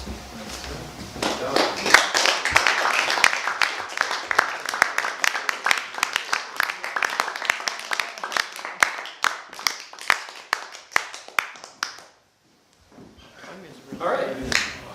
Depends on what you want to do. Fantastic. So, We call this room. So let's do this. We're looking for about half an hour behind where we want it to be. I want to make sure the crews get a lot of time. So we'll split into our 3 crews, and let's start talking about the hike, and we can eat lunch at the same time. Right? At 1. Hey guys, wait a second. At 1 o'clock, Mitch King will be here, and he'll start kind of going through the crew, talking about his guidance on the crews that you got, what we've selected are on the tracks. So that'll be kind of the next milestone. We hope to wrap up around 2 o'clock, is the plan.